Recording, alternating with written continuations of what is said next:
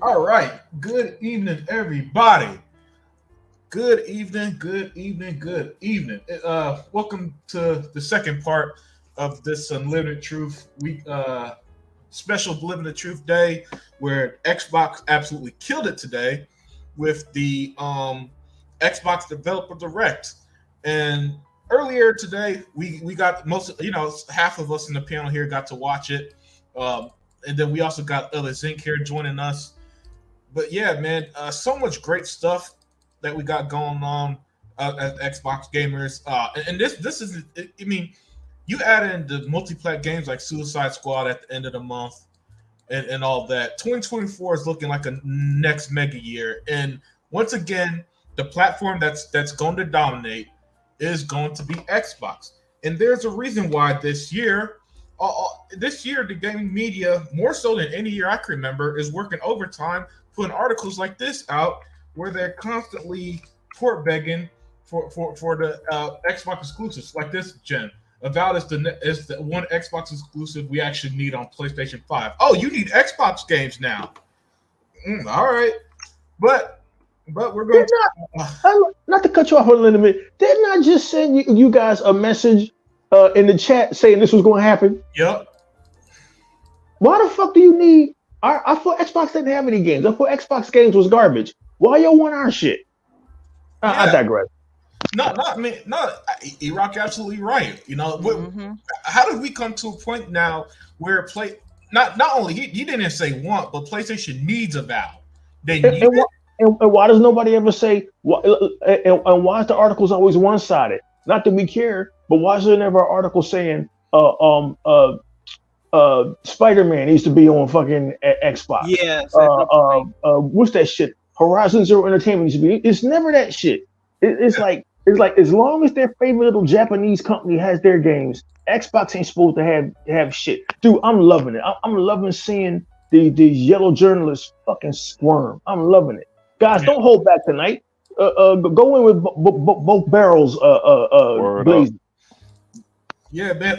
Unlike Phil Spencer in games, I want y'all to empty the clip tonight. Yeah. Okay. Yeah. I will. So let's get it started. So I was thinking maybe go game by game or something because I thought everything they showed, they went into great detail and they all looks fantastic. Yep. And Adidas with the 10, thank you Adidas for the super chat. He said Indiana Jones. All I can say is, oh my God, ponies can keep Spider-Man. Yes, man. Yes. You are absolutely right. Absolutely right, my dude. But I was thinking of starting with the game that's going to release in May, Senua Saga Hellblade 2. So I'm gonna start with you, Zink. No. Zink usually follows us. I'm gonna start with you, Tuck. You there? Yeah, I'm here. Yeah, Tuck. Let me start with you, man. What are your thoughts on Hellblade 2? We know it's officially coming out in May, only on Xbox and Game Pass. So what are your thoughts, man? Well, for my number one thought is that the game look amazing. It just mind blows me that how good that game. I mean, the first one was damn good, but with the development of the new team and with Microsoft getting them, purchasing them and all that stuff, there's nothing to really say nothing but up things about the game. I know these. I mean, you want me to open up the damn clip. I'm gonna open up the damn clip, okay? I know these damn fucking ass ponies want this damn game so damn bad, but they're not getting it. Thank God, because let's put it like this. Let's put it like this, Collins. Now let's say like, okay, let's put it like this. Let's put it like this. Let's say like the shoe with the other foot. Now, don't forget, we had a game years ago called oh shit, they got the name of the damn game. But whatever it is, I played this. I think they doing a hell of a good job with the Hellblade. And all I gotta say is this: Xbox, just keep on doing what you're doing. Don't pay these other gurus no mind. And these damn assholes that want to get our damn games, dude, get an Xbox. Get an Xbox or just fuck it, just leave it alone. That's Yeah, what I'm saying. Because you're not getting our games. That's all it is to it. Hellblade was outstanding. I mean, man, they showed so much on that damn game today. And like you said, Colin, I checked it out in HD. Like you told me to, so check it out in 4K. Oh my God. That game is gonna blow people's minds out. Mm-hmm. And it's just so bad that the ponies ain't gonna be able to play it unless they get an Xbox or a PC or something like that. And or the Game Pass or whatever they're gonna do. That's all I gotta really just talk about that. It was just a good game. And I know it's just gonna be a great game and everybody looking forward to it. Yeah, man. You are absolutely there, spot on there, Tuck. You know, Tuck, man. It's funny because I look at the media and the general consensus, and boy, I've never seen this much port begging in my life.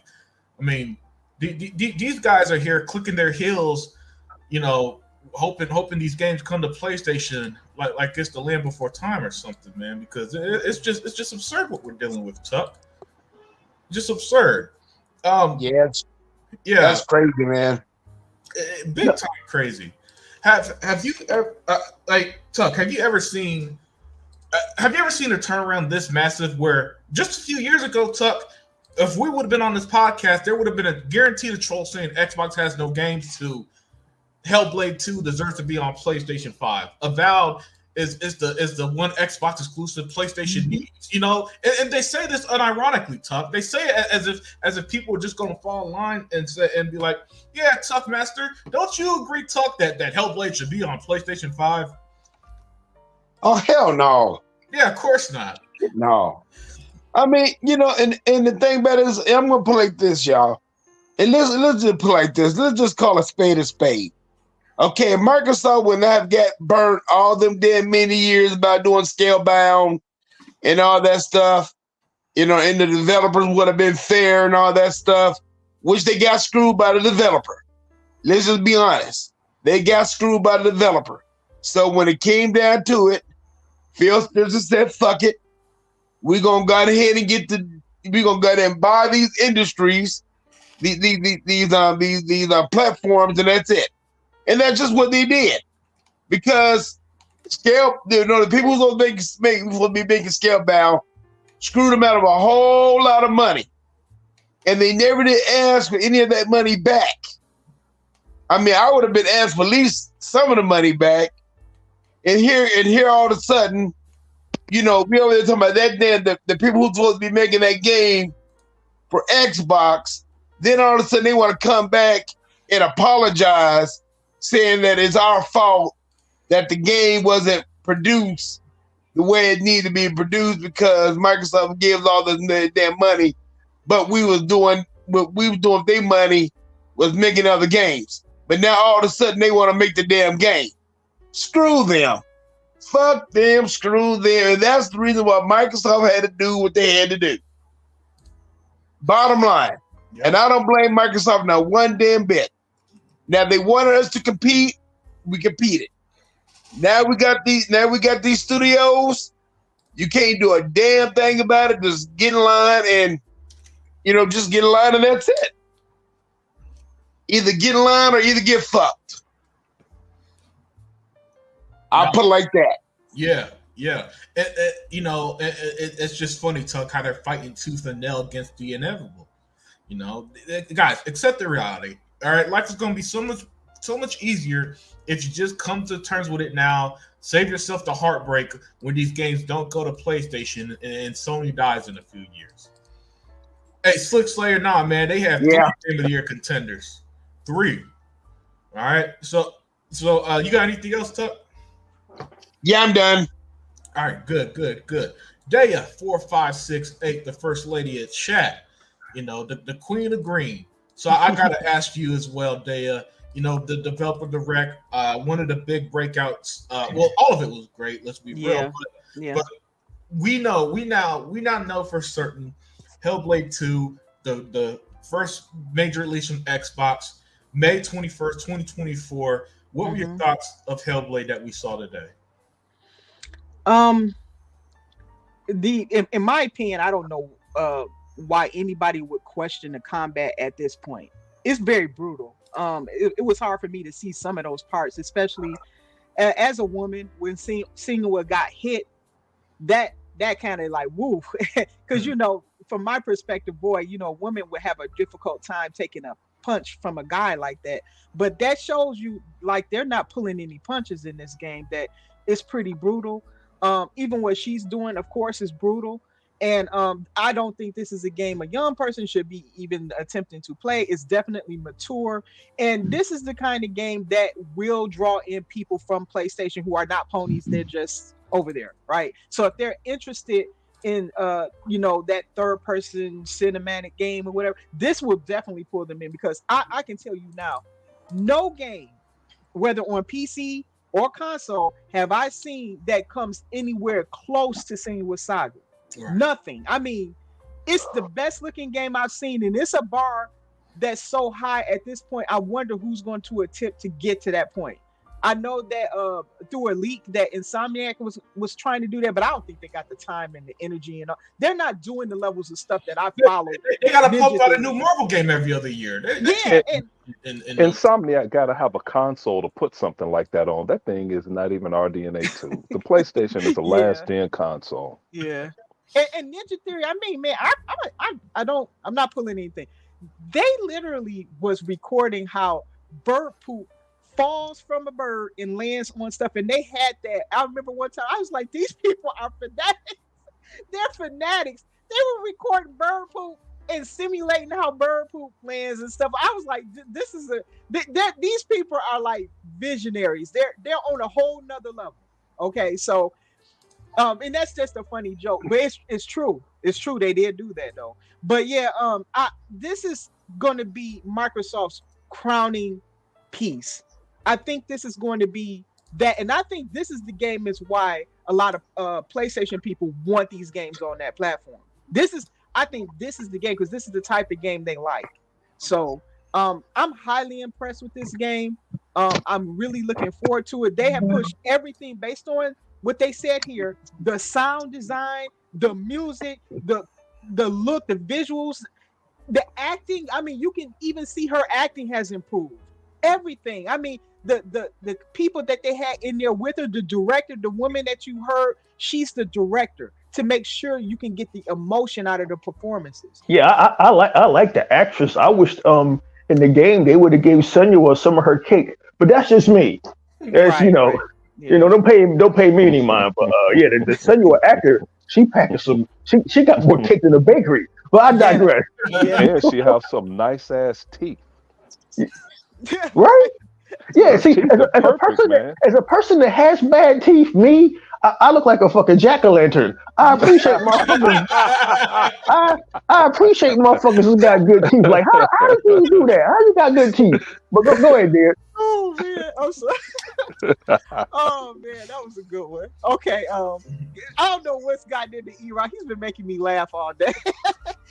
But anyway, yeah, I wanted to just bring out those points. That's my critique of what they showed, and I'm so very proud of Ninja Theory. And yes, Colin Moriarty, this is the reason why Xbox bought Ninja Theory. Word up.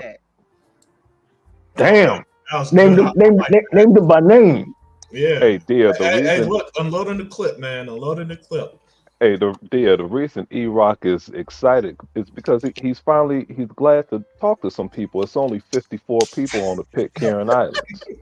Yeah, man. You know what I mean? The city got shut down by 2 inches of fucking snow. I can't get to my doctor's appointment, man. It's just tripping over here in Philly. I feel your pain, so I'm with you on that. Michigan is bad, so yeah. Meanwhile, I got the windows open because it's nice. Oh, nobody cares unlimited. Hey, look! I get it, Zink. You got to record this from an igloo, and I don't. Right. But all jokes aside, that was absolutely excellent. Hellblade 2, May 21st, everybody can't miss. It's a $50 game, by the way, which surprised me because it's pretty obvious they spent a lot of Microsoft money making this game. Yes. That's all games should be is $50. I don't know how we all got suckered into paying $65 and $70, especially when they're PlayStation side. Well, they're just morons. I think PlayStation led the whole industry in that direction. They did, and everybody went along with it. And every once in a while, you got a developer like Ubisoft, who I think last year Assassin's Creed Mirage was only $50. That's what. It. Yeah, they went backwards. I'm with that. Yeah. Well, E-Rock, weren't you the guy a couple of years ago saying that if game was expensive, you get a better job? Yeah, I said that. I'm that nigga that said that, but also I'm glad to see games being appropriately priced. Let's keep it a buck. Shit, games being appropriately priced and gaming services like Game Pass is better for everybody. Okay. Oh, way better. Not only do we got the choice of how we want to play it, if you want to own it, it's not going to break the bank like these $70 games, and it's a new experience. It could be, they're not charging you full price like The Last of Us 2 remastered, which is coming out sometime. Oh, that's right, tomorrow. That nobody's going to buy again. But hey, E-Rock, since you're on the mic, since you took the stand, what are your thoughts on Hellblade 2? We know that is coming out May 21st. What are your thoughts on what we saw today? First off, I would like to address the panel and the audience by saying to the Suicide Squad, if y'all really want to kill the Justice League, get the Justice League to hire Tuck.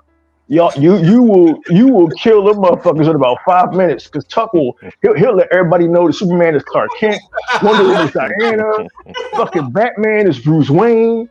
Like this nigga still don't understand the concept of code names and secret identities. Unlimited production don't want nobody knowing who he is, but it's too late now. Like Tuck, he can't hide his identity. All his coworkers got to do is listen to the podcast and hear his country ass be like, "Oh, that's that nigga. Wait till we see the bar at the water cooler. We gonna get him." But anyway, yeah, secret identities. Tuck. It's been 7 years and don't nobody know who E-Rock X is. I like it that way because you got some nuts out here that'll try to dox you. It has happened. But anyway, Senua's Saga Hellblade 2 looks incredible. They've been working on this for years. I was not expecting May 21st, 2024. That's in a couple of months. Mm-hmm. That's in a warmer month. Hurry up and get here, May. I'm looking forward to that. It looks incredible.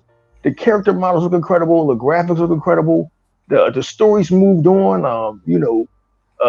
She's battling Vikings and giants, and the actress, whatever her name is, has got the good teeth. Always does a good job with the teeth and the cake. I'm looking forward to the game. The game looks incredible. Look, man, Xbox is just doing it. This is why they purchased all those studios and publishers, so that every month something is dropping in Game Pass. Not just one game, but 2, 3, and 4 games. As Sega Man would say, who's missing in action again, we're eating good over here, man. And I love it. I love it. And as far as every PlayStation fan and all of these yellow journalists asking for, oh, this game should come to PlayStation, just buy a fucking Xbox. Like y'all told us when y'all had Spider-Man and Horizon Zero Entertainment, just buy a PlayStation. We just buy an Xbox. This is the new status quo. Y'all might as well get used to it. We was telling y'all this 3 years ago, or now 4 years ago, on the Exile podcast, and on the Unlimited Truth when it started. This is the new status quo. But Senua's Saga looks fantastic. Hellblade 1 still holds up beautifully. It's an amazing game. It had incredible sound design, incredible design, and I'm looking forward to the sequel. We don't have enough strong female protagonists in video games. It's been a while since we've seen Lara Croft. As everybody who's played the game knows, Tomb Raider, the last Tomb Raider game, hell, the Tomb Raider trilogy was amazing. It just came out last generation. It was just incredible. And I'm not talking about female protagonists to push an agenda like Barbie or some shit like that. I'm talking about a strong female like Ripley from Aliens. or Charlize Theron from Atomic Blonde, which if you haven't seen that, that's fucking awesome. But Senua Saga is what we need right now. It's what Xbox needs. Xbox has all their bases covered. Now, of course, Sega Man and Other Zinc will still be playing Halo and Gears of War, but that's okay. Correct. Senua's Hellblade 2 will be for the rest of us. I'm looking forward to it. The combat looks brutal. The combat was brutal in the last game, but now it looks more brutal. Man, I'm excited, man. Xbox, like, if you got an Xbox and Game Pass, gaming is the last thing you got to worry about. Your biggest concern is how you going to get these third party multiplats. That's your concern.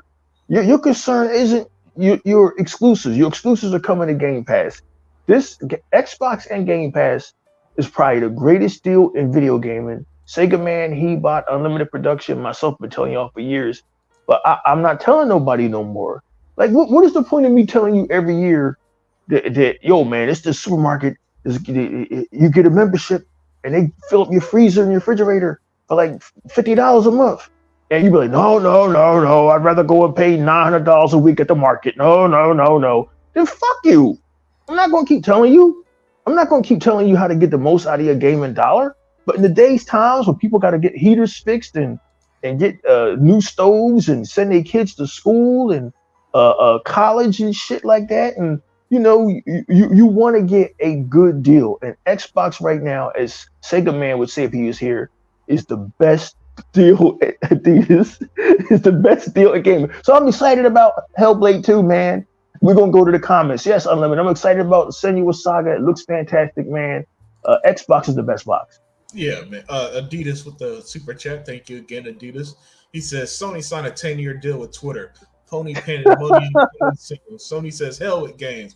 We're working on the third device since the PlayStation 5 launch. What device they're working on now? The car Unlimited. The car. Yeah, the software stuff packages with the car dashboard. They put in a PlayStation 5 in every Tesla and a pair of gloves so you could push that motherfucker because the Teslas is ended up dead in graveyards everywhere where it's cold. But I think it's with Honda. Honda is with Sony merged with Honda on some project. Oh, they're gonna count that as sales too, I bet. 100%. Yeah, but that's funny, Adidas, man. And yeah, E-Rock, this game just looks absolutely excellent. And I'll give my thoughts after Zinc. Zinc, I saw you in the chat, so I know you saw the show. What are your thoughts on Hellblade? Yeah, man. What's up to the chat, man? Everybody is in here. Shisnor Elite, Six Slayer, Dia is in the chat. Hey, but anyway, look, man.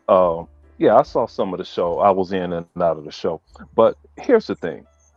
And I don't want to step on toes, like I don't want to step on Hebot's toes, so I try and do it. Not to talk about. He's not here to defend himself. I don't want to talk about. You can't talk about Paul Tassi because he about to get. Oh offended. yeah. So we about here for that. Yeah, so I don't want to talk about Colin Moriarty because Unlimited to get offended.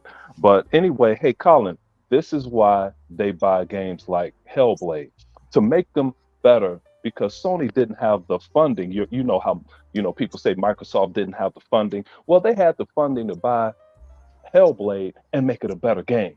Gave them plenty of time to make it a better game because Sony didn't have the funding to make it a better game.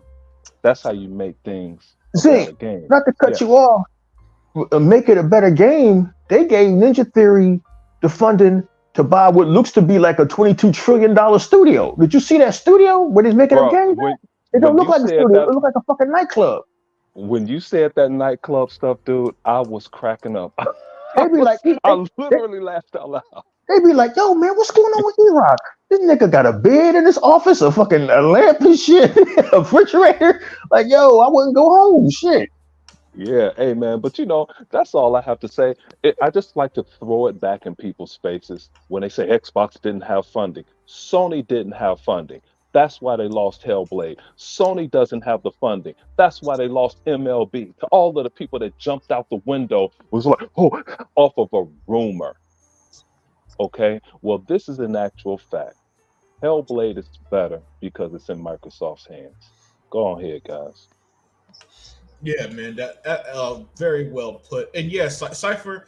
I didn't stream for a while because I was busy, man. As annoying as that bullshit was a few weeks ago, ain't no dumbass gonna do. They don't affect me like that, you know. And don't get me wrong, I hate that shit and I hate the negativity, Cipher. But the day I hang it up, if you ever see me hang it up, it's because I chose to, not because these losers pushed me out. But with the hey, what's up, Joe Sinister? Unlimited been missing an action cipher because at his job his bosses brought a whole bunch of slaves. Unlimited is the overseer, so you ain't gonna see him for a while. That nigga ain't gonna be podcasting no more. Hey, I'm gonna bite my tongue on that type of joke, man. I'm just fucking with you, dude. You know what I mean? Like he talking about some. I ain't going to step on Heatbot's toes. Step on his toes. Fuck him. Yeah. He should be here. Go ahead. Yeah, Joe Sinister. After the developer direct, it should be obvious now that Xbox going third party FUD showed up when it did. Always pay attention to the timing. Yeah, exactly, Joe. I mean, obviously it's not going to happen. But that, listen, guys, when you realize that facts don't matter to them, you speak your mind and move on. You don't focus on it too much like they would, because at the end of time, days like today prove that gaming is wonderful. Games in a great place, especially on Xbox. I mean, my goodness, Hellblade 2 was stunning. You know, the combat looks nice and brutal, like how I like it. Senua looks like her journey is going to continue to be fantastic. I know the sound design is going to be just. By the way, that game is 100% going to win them awards of best sound design. You know that's coming by the attention to detail.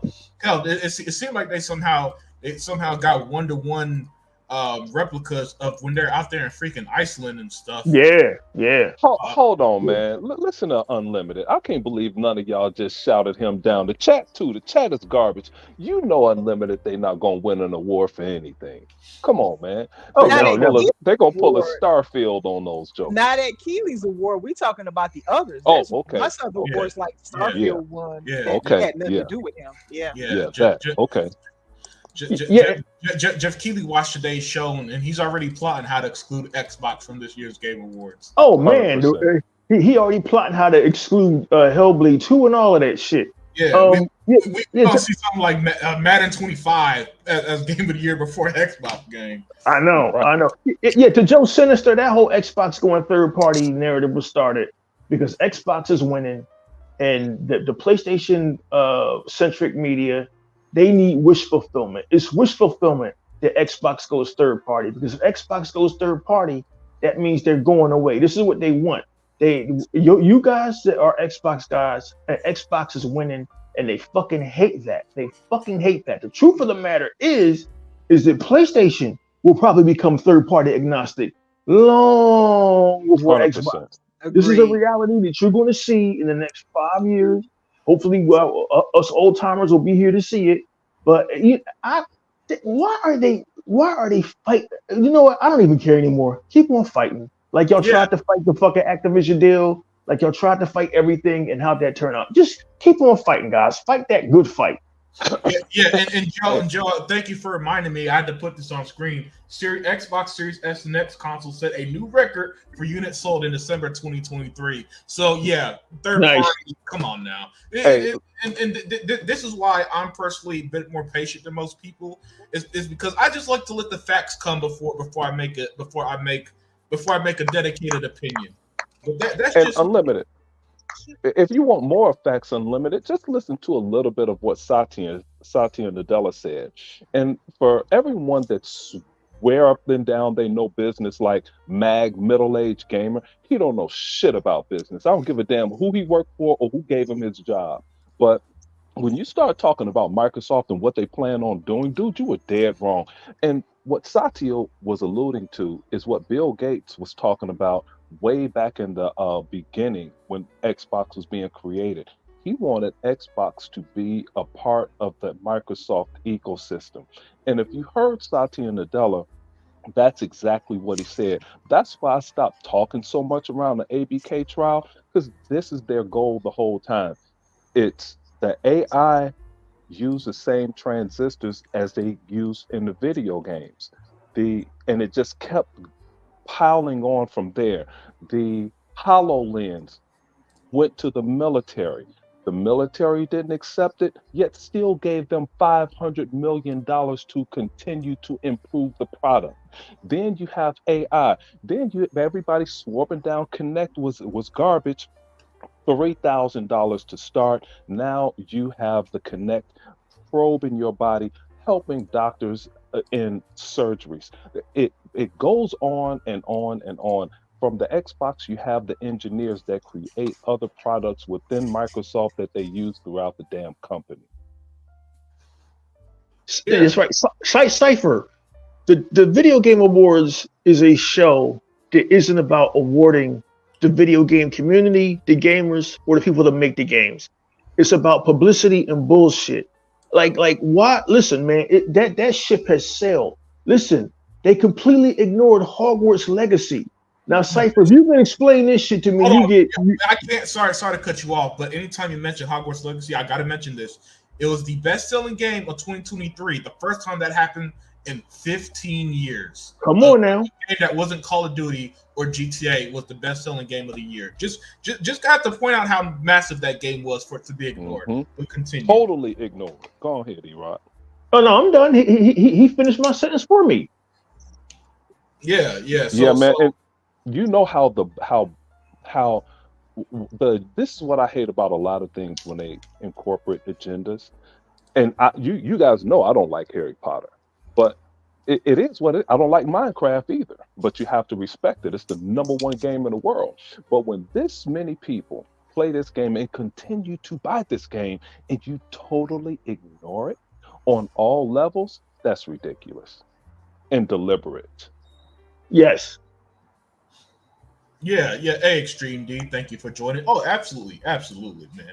And on the topic of Hellblade, my thoughts are this. Yeah, looks fantastic. Love it. Gonna play it. Hell, let's be real. I'm gonna buy the damn game too. You know what I'm saying?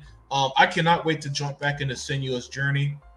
You know, and it looks like it's going to, you know, be a bit more streamlined than the first one, which I'm okay with. You know, I'm okay with, because the first one, while that was great, did have a little issues here and there, especially with some of the puzzles.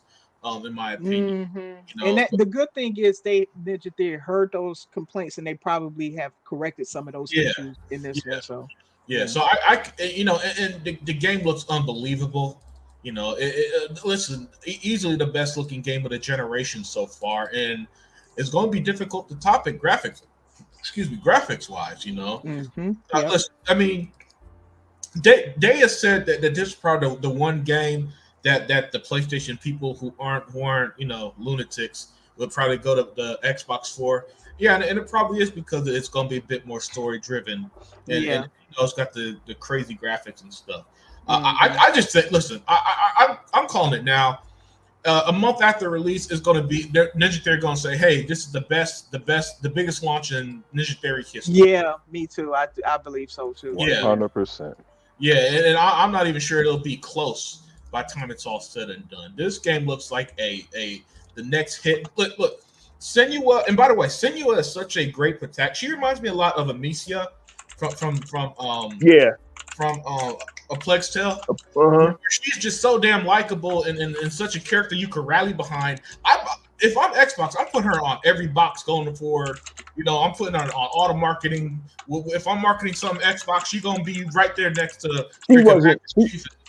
She wasn't boring. Senua didn't have lame dialogue. Neither did Amicia.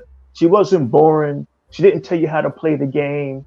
Maybe if I go up this mountain and hook onto this wall, I can get up there. Or my favorite dialogue of all time from God of War. Dad, maybe if you throw your axe, you can knock down those branches. Thanks, boy. Like, what the fuck, man? Get out of here. Y'all crucify fucking Ubisoft's Assassin's Creed, which always has amazing dialogue and story, but praise that garbage over there on Sony. I don't get. Well, why do you hate Sony so much? Look at their fucking games. I challenge any of you in the chat to dig up God of War Ragnarok gameplay and just listen to the fucking dialogue and prove me wrong. Dig up Horizon Zero Entertainment or Horizon Forbidden Entertainment. Listen to the fucking dialogue, or an even more egregious example. Dig up Foreclosure and listen to the goddamn dialogue. Don't Foreclosure. make a liar out of me. If you could just make a liar out of me, I'll shut the fuck up and I'll go away forever. Yeah. Yo, you're absolutely right. Not E-Rock, man. And I mean, I'm somebody who actually tried to play those games, and they're even worse than E-Rock is making them sound. Especially Horizon. That's one of the most bland, boring games I've ever played in my life. But I digress. But we got to move forward, you know. So we had one excellent mega hit that looked good. Another big game from the showcase was. Let's make sure I got the game that I've personally been looking forward to. So when I get to my point, you're gonna hear me just gush about this game. I'm giving you guys a heads up now. Tuck, you there? Yeah, I'm here, but I'm just gonna go to bed. I have to get him to go to work. Oh yeah, no, man. Of course. Thank you for joining us. Peace, Tuck. Yeah, man, get your rest, Tuck. Tuck, let us know what happened at the water fountain tomorrow. Dude, as of right now, my department, man, my whole department is flooded out. Oh wow. Yeah, we had to go back upstairs. The whole damn department flooded out. So that'll be my first day going back to work since then. So don't worry, your coworkers will be there in life rafts waiting for you to talk about PlayStation. No, I'm done with the asses. I told them as of right now, don't even complain about what's going on with the PlayStation right now, because I'm done with it. I said, if y'all see that damn show today, and y'all gonna talk about the dog shit, I said I'm done with y'all. So they know that they want a conversation with me. Don't talk to me about the Xbox, and that's it. So as of right now, we're not even on talking terms now. Come on, Tuck. We have to know what the enemy is thinking. You just settle down and just be calm at the water cooler and just let us know what they're doing. You guys. Okay. Hey, I'll talk to you later, man. All right, Tuck. Okay. All right. Well, good night. Okay. Good night. All right. Yeah. So Daya, the first lady in chat. What were your thoughts on Avowed? That we know officially coming fall.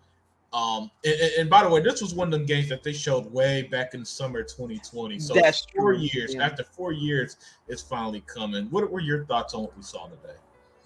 Well, the improvement from the last what was that we saw about? Was it at the Microsoft Summer Showcase thing? Yeah. Okay. It's amazing how much work they got done from that last time, because visually it looks incredibly beautiful. I encourage anyone to look at it in 4K if you haven't already. It's the environments is so beautiful. Like I can't wait to go in there. Like in my mind, I was thinking like, oh man, I hope we got some kind of riding, like a horse or some kind of, way I can travel through these lands, because I would love to just see. I love environments. I love the world building. That's something I like a lot. And so I was looking at that and I was just wondering, like, why is this world this way? I don't know anything about the Pillars universe, so I'm intrigued to learn more about it. Hopefully Evolve will catch me up with that, and hopefully Obsidian is understanding that there's going to be some people who never played those other games. So that's what I'm looking forward to. It's a new world. It's a new IP. It's going to be a new experience.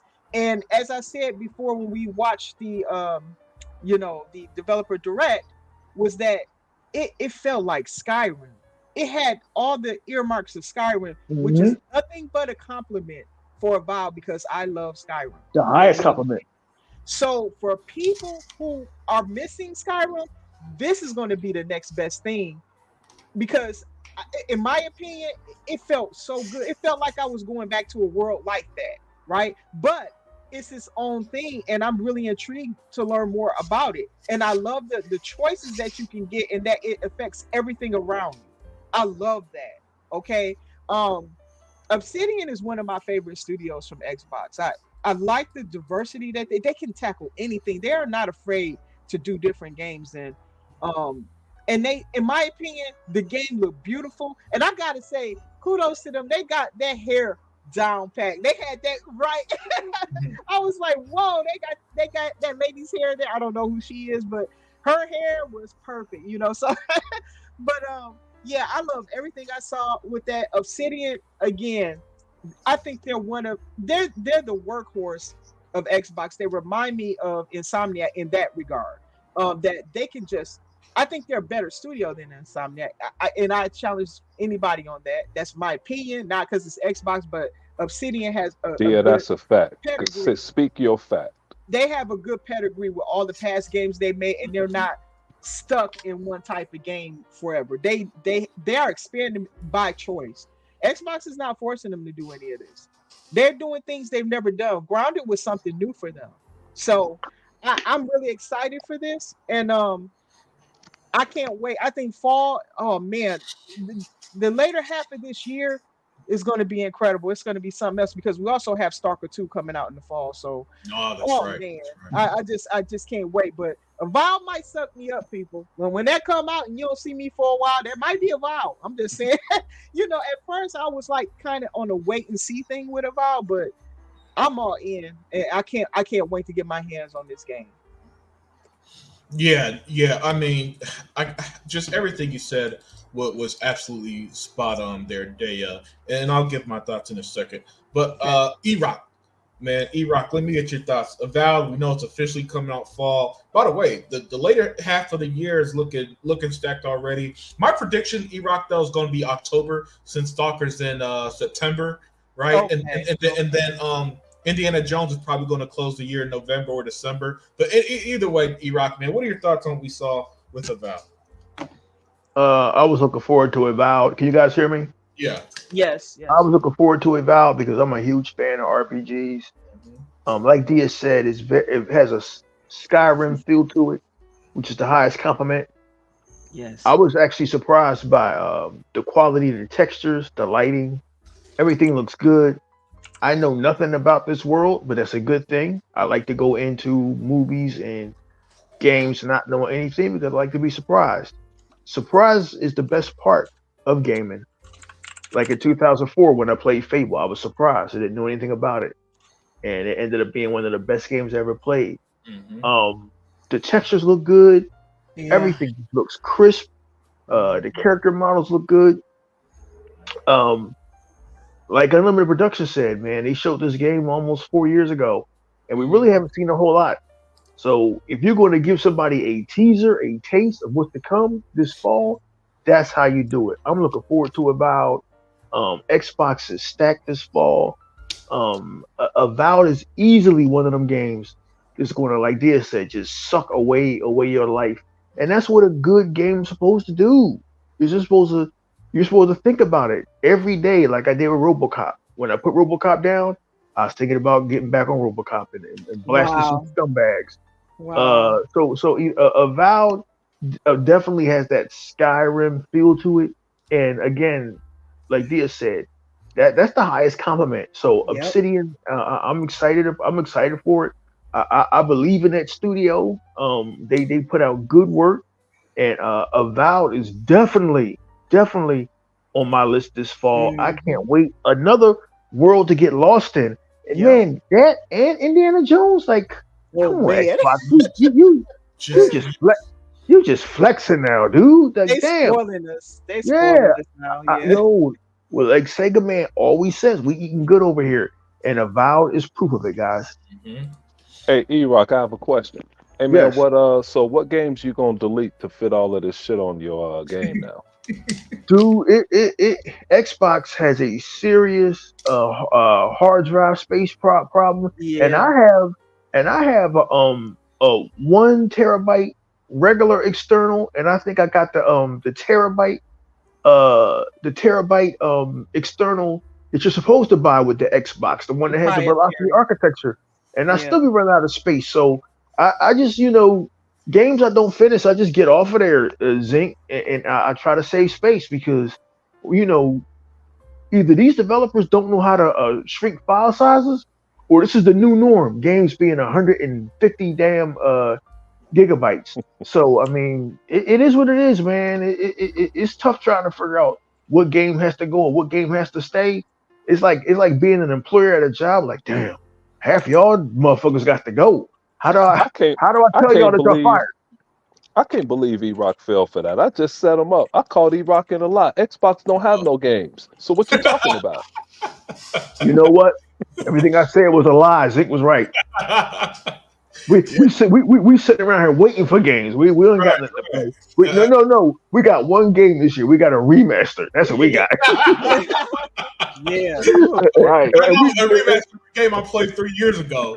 Yeah, and we gonna hype that. Could you imagine the Venom Xbox would get if instead of having games coming out this year, you know what, guys? We remastered Halo again. Yeah. Like nigga, what? Yeah. Now Zink could be gassed for that shit, but I'll be mad as fuck. I'll be like, man, you better get your ass out of here with that shit. All right, Zink, what were your thoughts on the Valve, man? Zink. He's already back to playing Halo. My bad. Hey, I was over here talking to myself. Hey, my thoughts is this. At 6:46 p.m. Central Time, Cypher T1 caught Dia's ass line. Uh-oh. I just caught you on a lie. Laugh out loud. I love Obsidian too, but you can say that with like 5 other Xbox studios as well. When Dia was lying. It's 5. They got 40 studios. Yeah, it's 40 studios now, man. That's crazy. Right. Hey, man. Well, I don't have much to say about it except for that game looked fire, dude. I was listening to you guys in the show, doing some work at the same time, and it was a great show. And when I got a chance to glance at the screen, I'm like, man, that game looked good as hell. So that's about all I have. Also, go ahead. Have you completed a mission at all in Starfield, or are you still reenacting Lost in Space? Hey man, hey. She's doing real time space travel. Yo, hey, unlimited. Mars will literally take 90 years to get to that fucking. Yes. Yeah, it's slow. I tried to do that. I said, "Oh no, I'm this fast nigga." traveling. This nigga Zink is traveling to Alpha Centauri for real. He ain't gonna be finished that shit until 90 years. You're correct. Hey, and I forget, I think it was one of our boys, Wilkin, was pissed at me. It's like, Zink, get off that damn planet that I was on for 50 hours, you know? He was mad. It's like, it's the rest of the game is good, but the worst thing happened the other day. Daytona International Speedway dropped on Forza. Yeah, I heard about that. That's right. Dude, I've been playing. That, yeah. I already have like 8 hours on Daytona, dude. So yeah, it'll be a minute or two. But hey, last thing about Avowed. Avowed, that's the game where it controls similar to BioShock, where you have the power in both of the triggers with your hands or something like that. Yeah. That game, I'm looking forward to that. Yeah. Hey, what's up, Sega Forever, Xbox All? And he said, sarcastically, of course, that show sucked. We had no real release dates, no shadow drops, only one JRPG, Firefield Spencer. Yeah, I could see them saying that nonsense. But but at this point, you gotta let them be like kids in the corner and just be miserable on their own, man. But for me with Avowed. Yeah, and I got to gush about the game because it's everything I love in gaming. The gameplay looks fun. It's an RPG, a gorgeous, detailed, varied world where you're not going to just be stuck in one location, basically, like a PlayStation game where Spider-Man is only in New York City. That's it. Hell, Spider-Man 2 so fucking bland. It doesn't even have a day-night cycle after you beat the game, right? No. This is a real game with real varied gameplay. You could build it different ways. And by the way, I'm probably going to do that dual wielding mage too. I think Shiz Elite was saying that, or maybe Cypher. That when I saw that, I was like, oh my god, that's so big. You know, I get to be a gunslinger, but with magic, hell, that's usually my favorite class of these RPGs. But hell, the voice acting when they really the side quest was surprisingly really good, and that's something that I don't usually. It's something that voice acting in video games is something that I personally don't usually notice unless it's just like over the top good or something. But even that for a side quest, I'm like, wow, they did a really good job with that. You know, nuanced writing. So it's not as simple as stop bad guy. And instead, you might have to figure out, did I really make the right choice? You know, like the old Mass Effect games. Just every I feel like once a year we get that one game, for me at least, where I know I'm going to love it. And that's a vow for this. This is listen. If this game isn't my game of the year this year, that means something spectacular must have came out, because this is everything I love in gaming. You know, and the 10 or so minutes that they showed today of it it's just like. Oh, and by the way, I saw some people complaining, but the game isn't dark enough. Really, you want it to be dark? Like all 360 games where every game was fucking gray and brown? No. The fact that they used the different color palettes, the fact that you know you can actually have stuff in the sunlight, I think everything looked good. Hell, that female character looked really good that they showed us. She's just an NPC, you know. Everything just clicked with this, and I love that I can come up here and just praise a game. Just praise a game off its own merits, you know. And what I'm really gonna be happy is that Avowed are finally gonna, because people know that they make great RPGs, but I could just tell a lot of people saying that are just kind of following me and Daya, right? But people are really gonna find out what they got as an RPG maker with this game. It's gonna blow people away. And being compared to Skyrim, I mean, could you be compared to an even more perfect game than that? Not that I can think of. Yeah. And something important you said also, Unlimited, during the show is, if you can, watch that same video in 4K. Yes. And it makes a difference. The water, the rocks, everything was just gorgeous. Yeah. You have to do it. Yeah. You look, guys. It's 2024. 4K TVs are like 150 now. All right. You could have something comparable that could really show you what you're going to be playing this year, you know. And Avowed, I mean, I love. It's funny because when Xbox first showed this in 2020, that has been the most anticipated Xbox game they showed over everything, even over Starfield, and that was always going to be Bethesda's big game. But this was the one that I've been saying for going on 4 years now. Like, man, I need Avowed, because Obsidian, like Ninja Theory, now that they got that Xbox money, it's pretty much free reign to put their vision out there. Yep. You know, and as we see with gaming, you know, the current state of gaming, it kind of becoming a case of the haves and have-nots, where if you don't have the budget, you got to make a lot of sacrifices in the 4K6 era. Right. A lot of times it's not going to be as good as maybe the developers hope, and unfortunately a game would suffer.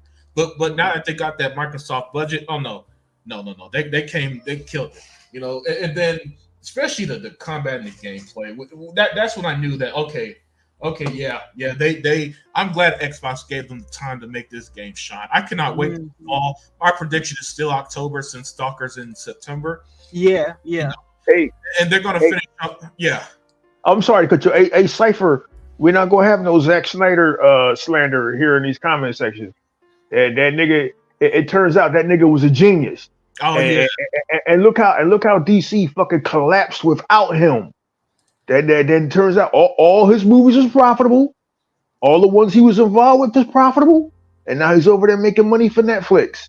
And it turns out in the next couple of years they're going to need him when this motherfucker James Gunn just finished destroying that fucking franchise. But I digress. We will have no Zack Snyder slander in here. That motherfucker is God as far as I'm concerned. But let's continue. Yeah. Great point there, E-Rock. But like I was saying, guys, Avowed, again, and I know I'm over here waxing poetic about a game that isn't out yet, but that's just how gaming is, man. But when a game looks this good, how can you not be excited? You know, the feeling Avowed gives me is the feeling that Hogwarts Legacy was giving E-Rock. You know, it's just that kiddie side of me that grew up playing games as 6-year-old on the fucking Sega Genesis. back in the 90s, You right? want to have fun. You want to be surprised. You Yeah. want to. Gaming turned into bragging rights, and we know who did that shit. The media, the yellow journalists, the PlayStation side. Gaming was supposed to be fun. You're supposed to pick up a game like RoboCop and be like, "Oh, this is fun." And I'll be like, you don't have RoboCop, or you need a superhero game too. Like gaming wasn't supposed to be about bragging rights. It's supposed to be about having fun. And that's how Avowed makes Unlimited Production feel. That's how Hogwarts Legacy made me feel, and Ravenlock. And to see Xbox embracing so many different genres, they got every genre covered. That's crazy. Yeah. And so I feel impressive. his excitement. I feel his excitement for Avowed because that's the excitement you're supposed to have for gaming. You're not supposed to be ambivalent about this shit. Oh, well, look at this. Oh, well, I don't like gaming. Oh, gaming's in a bad state. It's in a bad state because of the shit y'all play. That's all. Hey, Yeah. man, and like Unlimited, And I get it. You guys play your depressing simulators, and you're going to play it tomorrow with The Last of Us 2 remastered. Yep. I get to play as Swole as China from the WWF and kill Joel. Man, that sounds. Yeah. Hey, I love the depression simulators. I love it. Yeah. and it's like Unlimited is glowing about Avowed. I just remember, and Shis No Elite just reminded me of what I said about how well done that show was. I was interrupted doing several things. I can't wait till later on to watch the whole show over again, uninterrupted. It was well put together, and E-Rock even alluded to it looked like they're at the club. That's how well put together that show was. I like to hear what developers are saying about their game Me to too. give us more insight and more depth as to the quality of what they made for us.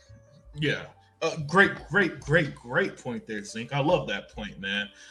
Because what you said, I mean, the pacing was so well done. And by the way, the show was only 45 minutes, right? But when you go back wanting more, that's how you know it was a home run. You know what I'm saying? But yeah, absolutely spot on there, Zink. And yeah, Coco Fiend. We still got ammo in the clip. Perfect Dark State of K. Don't forget, South of Midnight, Gear 6. Yeah. Clockwork Revolution. Look, Xbox, like E-Rock said, they got a game for everybody and everything. And I gotta say, I'm gonna say it right here. Xbox got the greatest roster of games ever. Yeah. Ever. And don't forget, As great as Sega was, even at its peak, they did not have the variety. right. Y'all And, remember? and I know if Hebot was here, he'll chase me down with a chainsaw saying that. Yeah. Y'all remember 3 years ago on the Exile podcast when Xbox first they had bought ZeniMax and Bethesda. This was before the Activision deal closed. Unlimited Production. Remember this because you guys, they and Zink weren't here. I said that Xbox is leverage for the next 30 years. And I know, like, what the fuck you, because it's business talk. What do you mean by that? Leveraged by, they bought enough studios and publishers that they can basically feed the beast for 30 years. Look, here's your proof. What more? What did I lie about? Here's your proof. We haven't seen anything from the games that y'all just mentioned. We haven't heard anything from Perfect Dark. We haven't heard anything from Gears. We haven't heard anything from the next Halo. We haven't heard anything from any of the games they announced in 2020 because we haven't heard anything from Rare about their new game because they're still in development. So they may come out 2025, 2026, 2027, 2029. You know, if you're still alive, if you're a young person, you don't have to worry about shit with Xbox. They're not going broke. They have plenty of publishers. It ain't like Activision just going to be like, man, we want to leave. That ain't gonna fucking happen. You're owned now. Ain't like Call of Duty. We just want to leave, motherfucker. You owned now. We own you the way the WWE owns WCW, ECW. We dictate where y'all go now. So WWE is leveraged. They've been leveraged now for 20 fucking years. Well, it's the same thing with Xbox. Xbox is leveraged for 30 years. What that means is if you buy Xbox, you ain't got to worry about what's going on over at Nintendo or PlayStation because your plate is full. This is what we wanted always for this platform back when, for us diehard dudes like Sega Forever and Hebot and Unlimited, when Xbox was struggling in 2017, when Xbox was struggling and everybody was talking mad shit about us. Remember? Yeah. Well, Scalebound got canceled. Ha ha, aha. Fable Legends got canceled. Aha, aha. Oh, all y'all got is Cuphead. Aha, aha. Well, who the fuck is laughing now? Hey, and they thought Xbox was struggling in 2017. Like Dia said long They were time ago, restructuring. it's like that tidal wave that you didn't see forming. But when it got to be 4 stories, 5 stories, now you see it. But Uh-huh. remember, 2017 was the year that the Xbox One X came out. Yep. Forza was the first 4K game. We were introduced to Atriox then. Cuphead was out. And then they made every game 1080p 60 Yeah, and but 4K. in the court of public opinion, we was hurting. I was there. I was there. I Don't tell stand. me. I Hey, was there. you're right, but hey, I was I, knocking I, I, people I out, had to deal with telling that them shit what was coming. I had to deal with that shit every day on my fucking channel. Yeah. Aha, Yeah. aha. Hey, Yeah. you should have got me then, because I would have helped out. Hey, but back to Coco Fiend, which started all of this stuff, and he named one of my favorite games, Perfect Dark. I love that game. I can't wait for it to I come out. can't wait for that too. Yeah. And then it's one of them that, like Ramo and myself, Flight Simulator. I like that they're going to have us doing tasks now Yes, with careers. the skill of that game. Dude, Exactly. I'm fired up about that. But here's how crazy Xbox is, right? And I know this is going to sound terrible. Flight Simulator is one of the most beautiful games you will ever see. Yes, But it guess is. what? If you never want to play Flight Simulator, or if you never want to play any of those old Xbox games ever again, you don't have to, because they keep feeding the beast. Are y'all get what I'm trying to say? Oh yeah, 100%. Yes. And And it's in Game Pass, dude. It's the reason why, like, I hate to keep going back to wrestling, but it's the reason why WWE keeps bringing in new talent. Why would they bring in this person? Why would you bring in Brian Pillman Jr.? Why would you bring in Jade Cargill? Mm-hmm. Why would you bring in CM Punk? To stack the deck. Mm-hmm. Xbox's deck is stacked. They want you to game over there, not over on PlayStation. I don't give a fuck what Phil say. WWE wants you watching them, not the other product. I don't give a fuck what anybody say. You stack the deck so that your competition shuts the fuck up. And if your competition and the little news, the little yellow journalist is always talking about you, oh, Xbox need to do this, Xbox that. That means you're doing something right. Yep. When nobody's talking about you, like they never talk about Nintendo, you're doing something wrong. Notice Nintendo's only in a conversation when Zelda comes out or when Mario comes out. Man, that's a fucked up conversation to have. Xbox is always in the news. In fact, the news cycle wouldn't exist without Xbox. This is where we are at. I've never seen a turnaround like this in the history of any business. So that's what I mean by Xbox's leverage for the next 30 years. The fact that Indiana Jones and Avowed and Hellblade 2 is just some of your games coming out this year. Yep. We never seen that before on Xbox. We were sitting around like, damn, 2017, Cuphead. All right, Forza 6. All right, okay. You had to get excited because that's all the fuck you had. Now, I can't play all these games. Listen, Unlimited Productions said a year ago, ain't no way I'm buying all this shit. Fuck you, Xbox. Ain't no way I'm buying all of this shit. That's a good, I'm sorry about the profanity, dear, but that's a good problem to have. Are y'all understanding what I'm saying? And last thing, let me jump on E-Rock. Last thing, saying all of these games are coming, we could all go our separate ways and play games for a couple thousand hours and be satisfied, because what other people like, that other person may not like, but it's something in the pot for all of us there.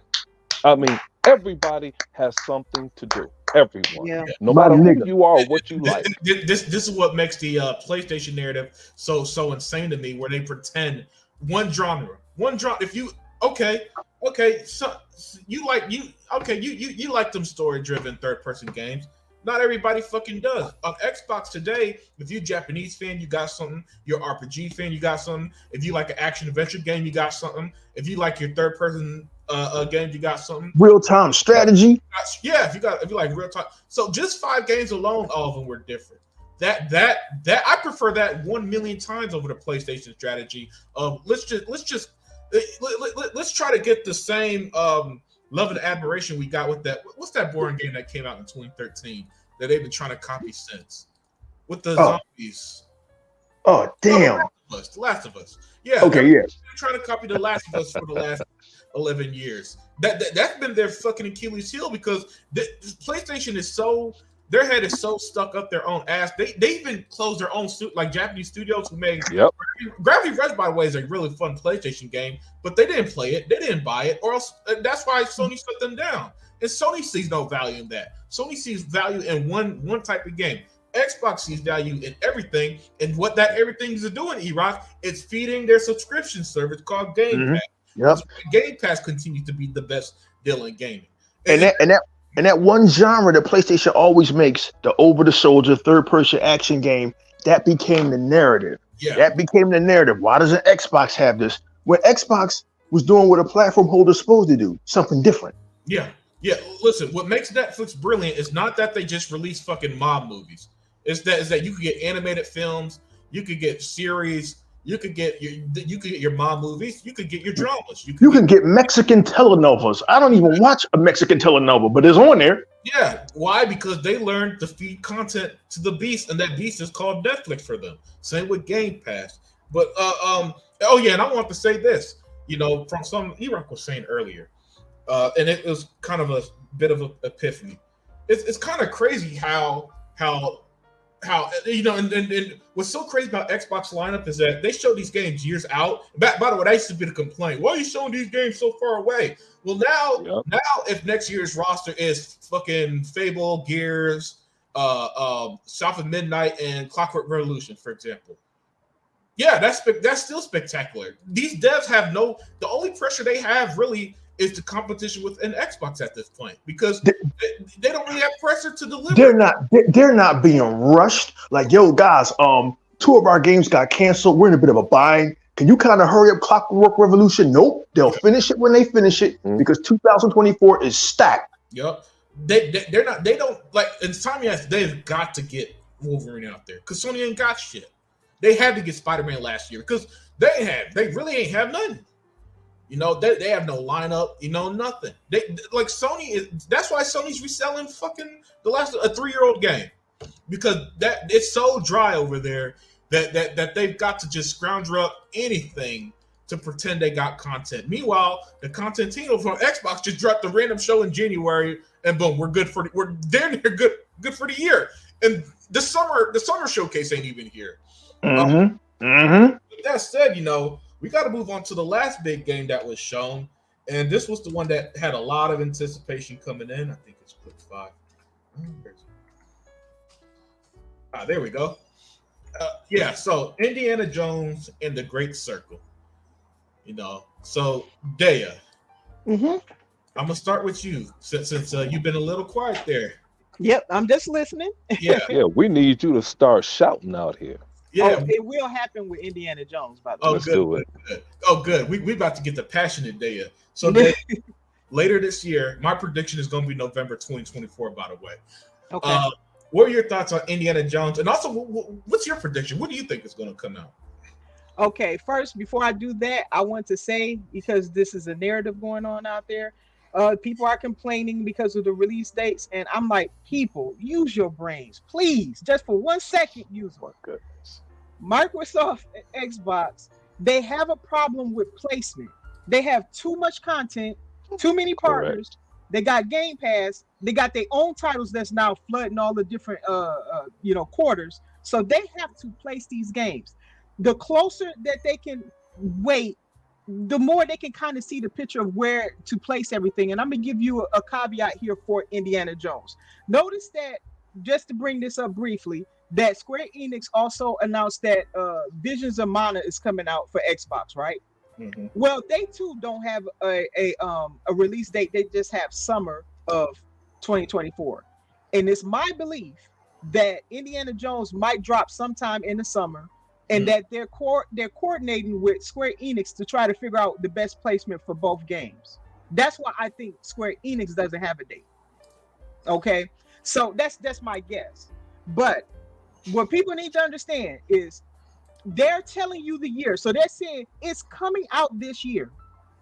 No questions at all. If you have any questions of that, look at the games. All those games are finished. Hellblade is done. Indiana Jones is done. That's a complete game. Avowed is done. There is nothing else they can do. They're probably going to do little touch-ups or something, but they're done. The game is made. You saw gameplay, you saw visuals, you saw dialogue. All of it is done. They've done it all. Motion capture is done. These are complete games. They're just looking for a place to place them. That's not an easy thing when they work with so many people.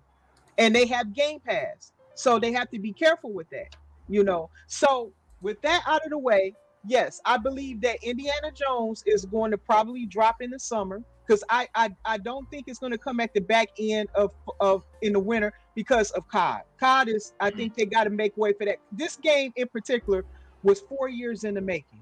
This is going to be a big COD. Let me jump in real quick, dear.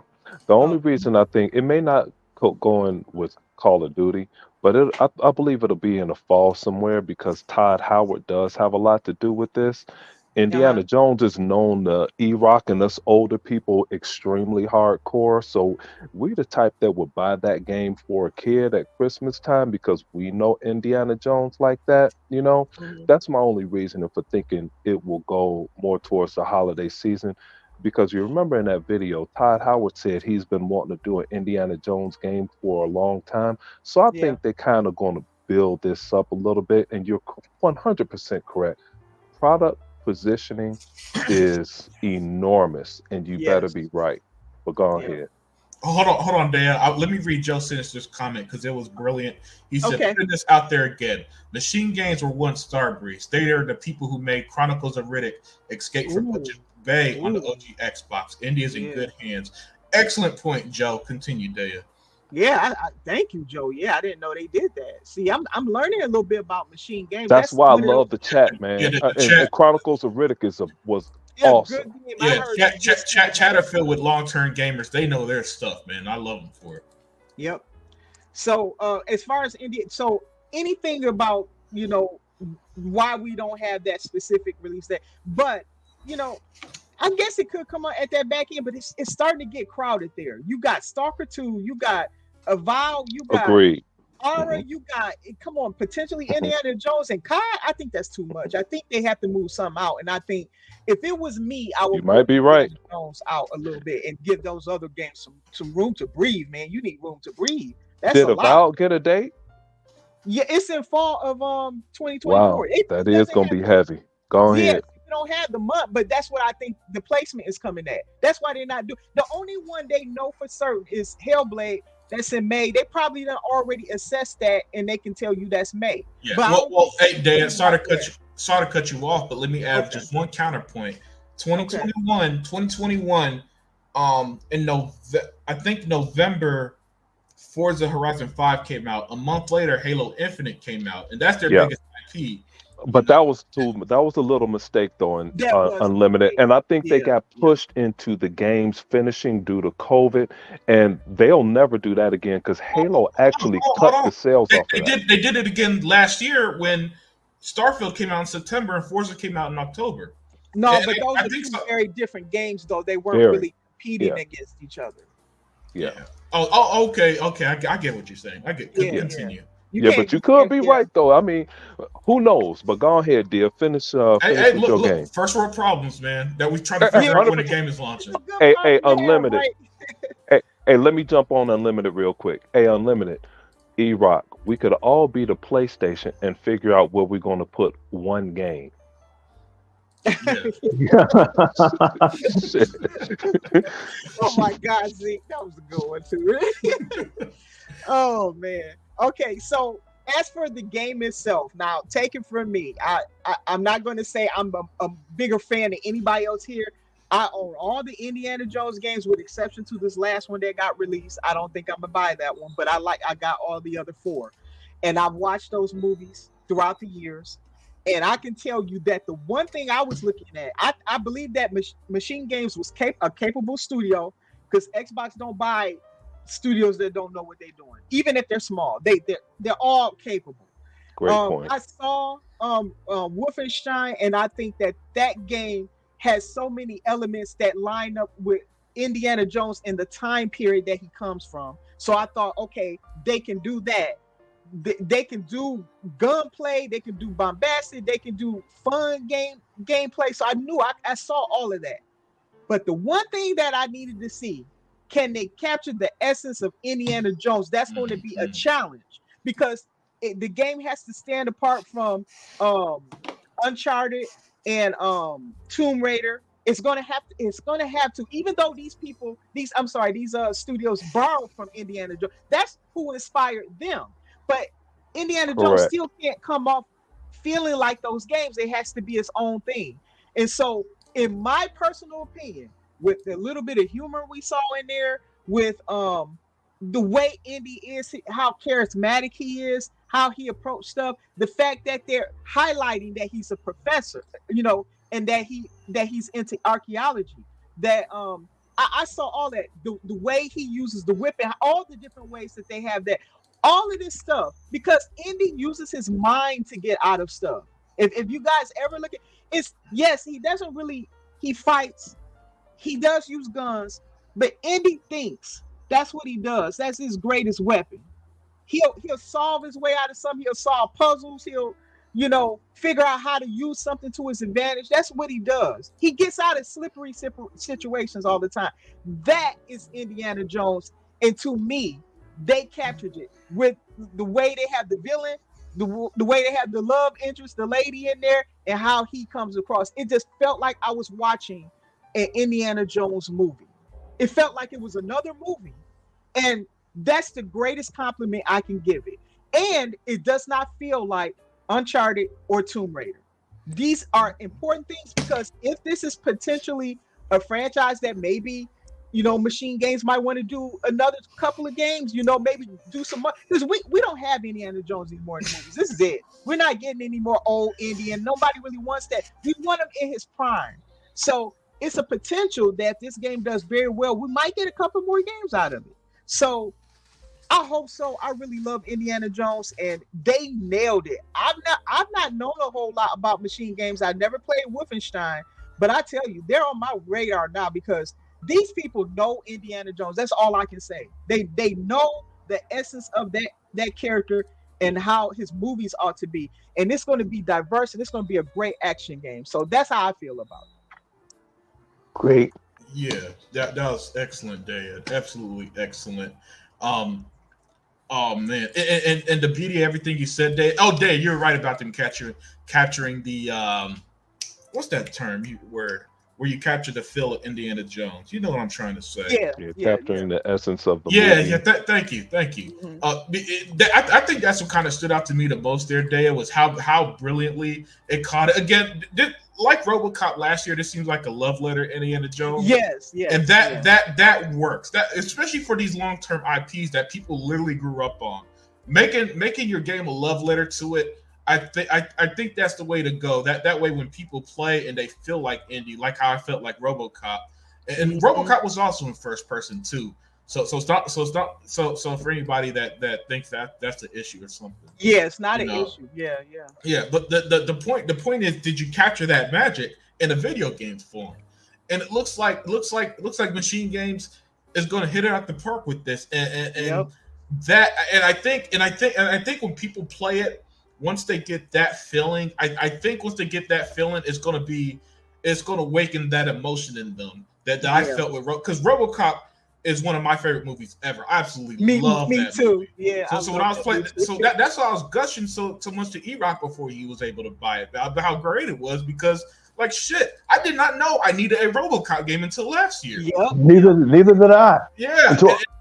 Unlimited said, "Yo, man, this thing is awesome." I said, "Okay, I'll." Then I saw some gameplay. The criminals' motherfucking headshots and heads exploding. I said, "Oh, this looks fun." Yeah. And it was everything you guys said it was. RoboCop is the shit. Yeah, and E-Rock, I think Indiana Jones gonna give him that feeling. But with that said, let me pass the mic over to E-Rock X because y'all might be picking up. E-Rock is not only a gamer, he's a cinemaphile. He loves his movies. He knows his movies. He knows his movies' history. And the good thing about that, since and by the way, E-Rock has been saying for a long time now gaming is not just gaming. There's a marriage between gaming and entertainment. He was one of the first people I heard say that. But before these type of games even started coming, like Indiana Jones and RoboCop. So if anyone I think was going to have a great grasp on this, I think it's you, E-Rock. So I can't wait to hear your thoughts. We heard there was an Indiana Jones game coming a couple of years ago or last year. Yeah. We didn't know how far ahead in development it was. Damn, they kind of kept this one close to the chest. You know, they didn't let anything get out. Mm-hmm. And also, I think that screen grab is wrong. It says PlayStation 5. That's incorrect, right? No, look at it carefully. Oh, it has okay. Okay. Dude. Okay. Hey, man. Hey, that shit. Dude. Only one person in the chat got the joke too, man. Oh, I just hey, caught man, it.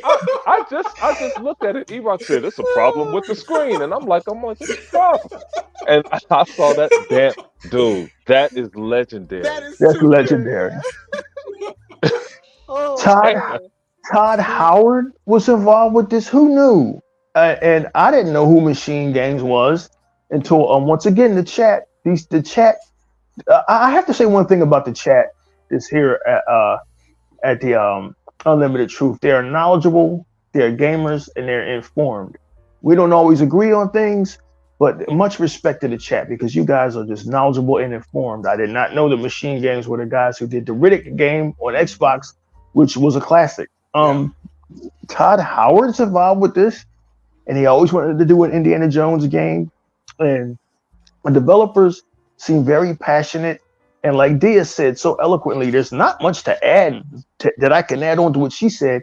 They nailed the feel of Indiana Jones. Indiana Jones, he's an archaeologist where, as he said many times to anyone who will listen, half of our work is done in the library. There's an intelligence to his adventures, even though they're adventure movies based on the pulp serials of the 1930s.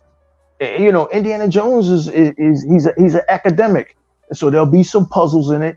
Of course, there'll be some fighting. I'm not even opposed to the Nazis being back because, as Dia said again so eloquently, that's when he was in his prime, the 1930s. This game looks really, really good. I wasn't expecting it to be first person. At first, I was kind of disappointed. I was expecting it to be a third person over the shoulder game. But as somebody in the chat said, like Radiance 96, if Indy was third person, ponies would call it an Uncharted ripoff. You can't win with those clowns. You are 100% correct.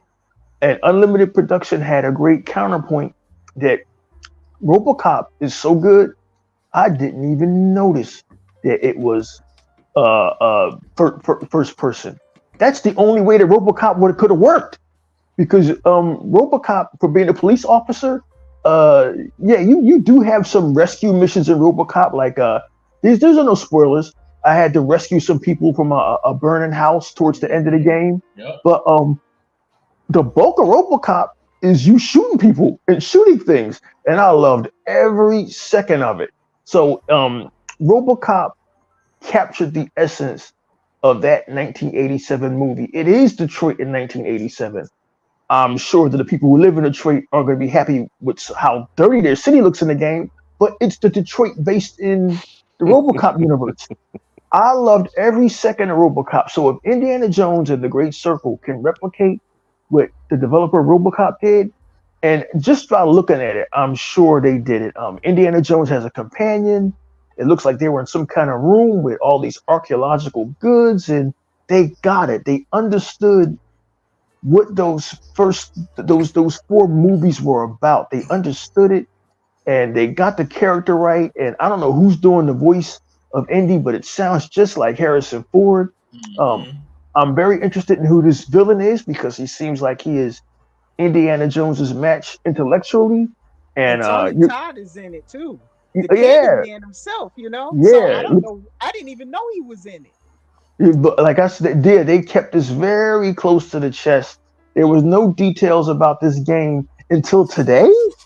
Like, man, Xbox is really learning how to keep a secret so that they can control their own narrative. I love it. But I'm an Indiana Jones game, and it's coming in 2024. I'm excited about it. Make us feel make us feel something for this character again. I'm not going to get into long details about how Disney and Lucasfilm Yeah, fumbled this last movie, which yeah. I said when it was announced was a Oh, bad idea. But it wasn't this is good.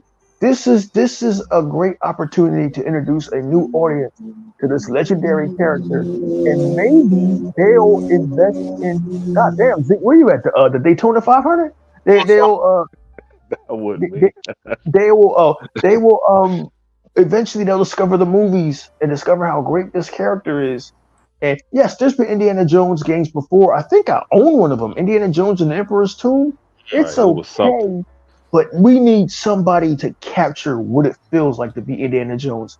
And I think these guys have nailed it. Guys, I'm excited about this game. I can't wait. This was just Xbox flexing. This was yeah, just Yep. Xbox Agreed. flexing today.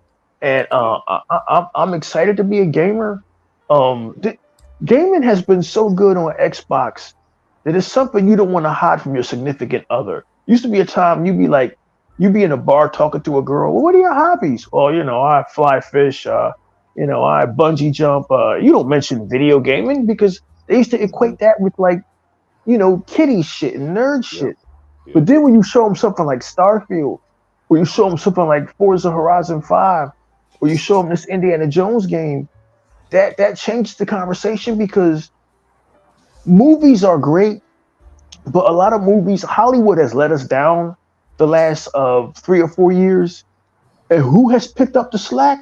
The other big entertainment entity, video gaming. We can do now a proper Indiana Jones Yes, with the yes. graphics and with the writing, and without the mindset of these people like Kathleen Kennedy, who she worked with Steven Spielberg and fucking George Lucas. She got them their coffee. And you mean to tell me that you didn't understand Indiana Jones, but Todd Howard and Machine Games does? You mean Yeah. it? Warner Brothers, we're doing a reboot of Harry Potter. Like, are you fucking serious? Do you know how impossible it's going to be to recast those characters? Which is why Portkey Games went in a different direction and did Hogwarts Legacy in a different time period. Yes. They yes. understood Harry Potter. They understood that you could make a Wizarding World game without Harry Potter being in it. Do you know what a bold decision that was? And do you know what a scary decision it is to make an Indiana Jones game? Because if you do one thing wrong, you're going to catch hell. If you That's do true. one thing wrong, you're going to be scrutinized. So for Todd Howard and for Machine Games to be all in with this shit and bring back the Nazis, and he's in Egypt and he's traveling around the world, and he even got the little maps right when the plane is flying back and forth with Yeah. the red line. Yeah. They understood the Yeah. assignment, dear. So, guys, in closing, I'm excited about this game. I'm excited about Xbox. I'm 54 years old. I should be done with video gaming at this point, shouldn't I? But they No, you keep should. drawing me back in because video gaming is our new movies. It's It our new is. form of entertainment. Look at what they did with RoboCop. Look at what they did with a game like Ravenlock. And look at how Hollywood has been failing left and right. Yep. It is a sad commentary that the most profitable two movies of this year was a man-hating manifesto called Barbie and a movie called Oppenheimer about this guy creating a nuclear bomb to blow up the Japanese. Now, Oppenheimer was fire. well, I know it was fire, but if that should be telling you about the state of how bad. Not that Yeah. Hollywood is in bad shape, but Hollywood needs help. The old way of doing things are dying in Hollywood. And, Yeah. and So, they're embracing it the way gaming is embracing its change. yes, gaming has picked up the slack, and we cannot sit still while I hate to say Insomniac Games injects that Hollywood into Spider-Man, and look what happened. You cannot let these LA writers and these fucking people with their personal agendas take over gaming. Indiana Jones looks like a bunch of people loved the movies, loved the character. Todd Howard and them decided to make a game, and they stuck to the source material. If you stick to the source material like they did with RoboCop is what do they say in business? proof of purpose. It's proof that you can make a fucking game that's set in 1987 on a property that came out 34 years ago, and the shit was great. So if they do the same thing with Indiana Jones, guys, I'm excited, and I can't wait for Indiana Jones and the Great Circle. Loved it, man. That Can was I add so something to that real quick? Of course. Go I ahead. want to say Star Wars is better in the gaming area than it is in the movies. My personal opinion. I think that You're correct. some of the games are coming out are much better, and even this Ubisoft game that's coming out. That looks excellent to me. Yeah. So I think that validates. That's another area that validates what E-Rock said, is that we're getting our movies just through games now. You know, because these people know how to do it better than Hollywood. Yeah, Is that crazy? E-Rock, when you got time, look up the gameplay for Star Wars Outlaws. It's okay. It's Ubisoft's Star Wars games. That looks phenomenal. Good. Wow. Yeah, it looks good. I'm interested in that game because I've been starving for Star Wars for a long time now. I don't like any of the stuff they make in the movie, so that might be my outlet. You know, that might be my outlet. Hey man, real quick, let's catch Xbox All In and a lie. Uh-oh. He over here, he said he's on the road listening to the show in the background. Bruh, you live on an island in the middle of the Pacific Ocean. What road you riding on? Wherever you going, you there at your destination in 5 minutes. Nah, Hawaii is big as hell, but that's funny to hear that he's on the island on the road in the island. But anyway, but my thing is real quick with that I liked about Indiana Jones, because back in the day, I get stuck on a puzzle in that original Tomb Raider for a couple months. Okay. I'm glad you don't have to finish the puzzle this time. I'm with E-Rock. I'm 55. I'm a little too old to try and figure out puzzles all damn day. And we don't have Atreus there to say, hey, maybe if you throw a rock on that wall right there, it'll open up the building. Thanks, boy. Thanks, boy. And shit. Hey, and then Unlimited, he's mad about Indiana Jones because I think that whip, you can shoot that whip almost anywhere, like Master Chief's grapple hook, unlike Horizon Forbidden Entertainment, where you have to shoot it at that gold spot right there. But go ahead, guys. I'm proud of you, Zink. You waited till an hour and a half in to mention Halo. You're a good man, Zink. Don't. Any please. Hey, Zink, get your ass back in here, man. Get in here, take your medicine. Yeah. It looked like in one scene, Indiana Jones ripped the dude in his nuts. Or maybe I imagined that. No, he went with the shovel in his nuts and then that's what he did. He did use the whip as a distraction. Like he made noise in one direction with the whip, and then he went around some boxes and stuff and then used it as to attack. So it has offensive and defensive capabilities. Yeah. Hey, dear, start that over. Unlimited made me kick myself out the show. What did you have to say about the whip? Oh man. Okay. I said that the whip, I don't know if you caught that in the show, that he used the whip to distract an enemy, He used it in a stealth way, which drew his attention to one direction where then he went around and then he used it to attack.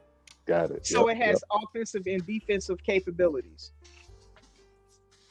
I know Twitter is just bugging right now. Like, man, this ain't fair. Xbox don't deserve good games.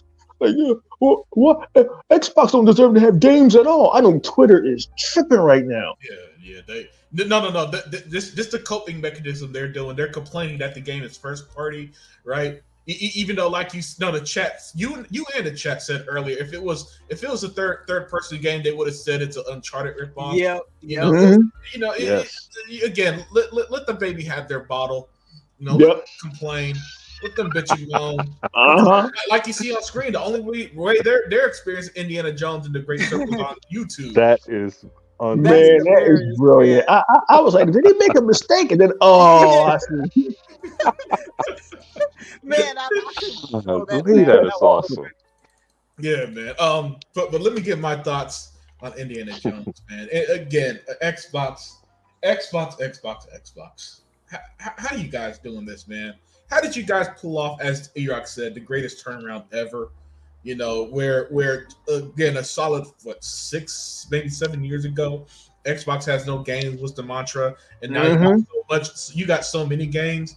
You literally got people begging for your stuff on their console now. You know, you got people writing articles daily why Indiana Jones should be on PlayStation. Why Wish fulfillment articles. Yeah, like a motherfucker.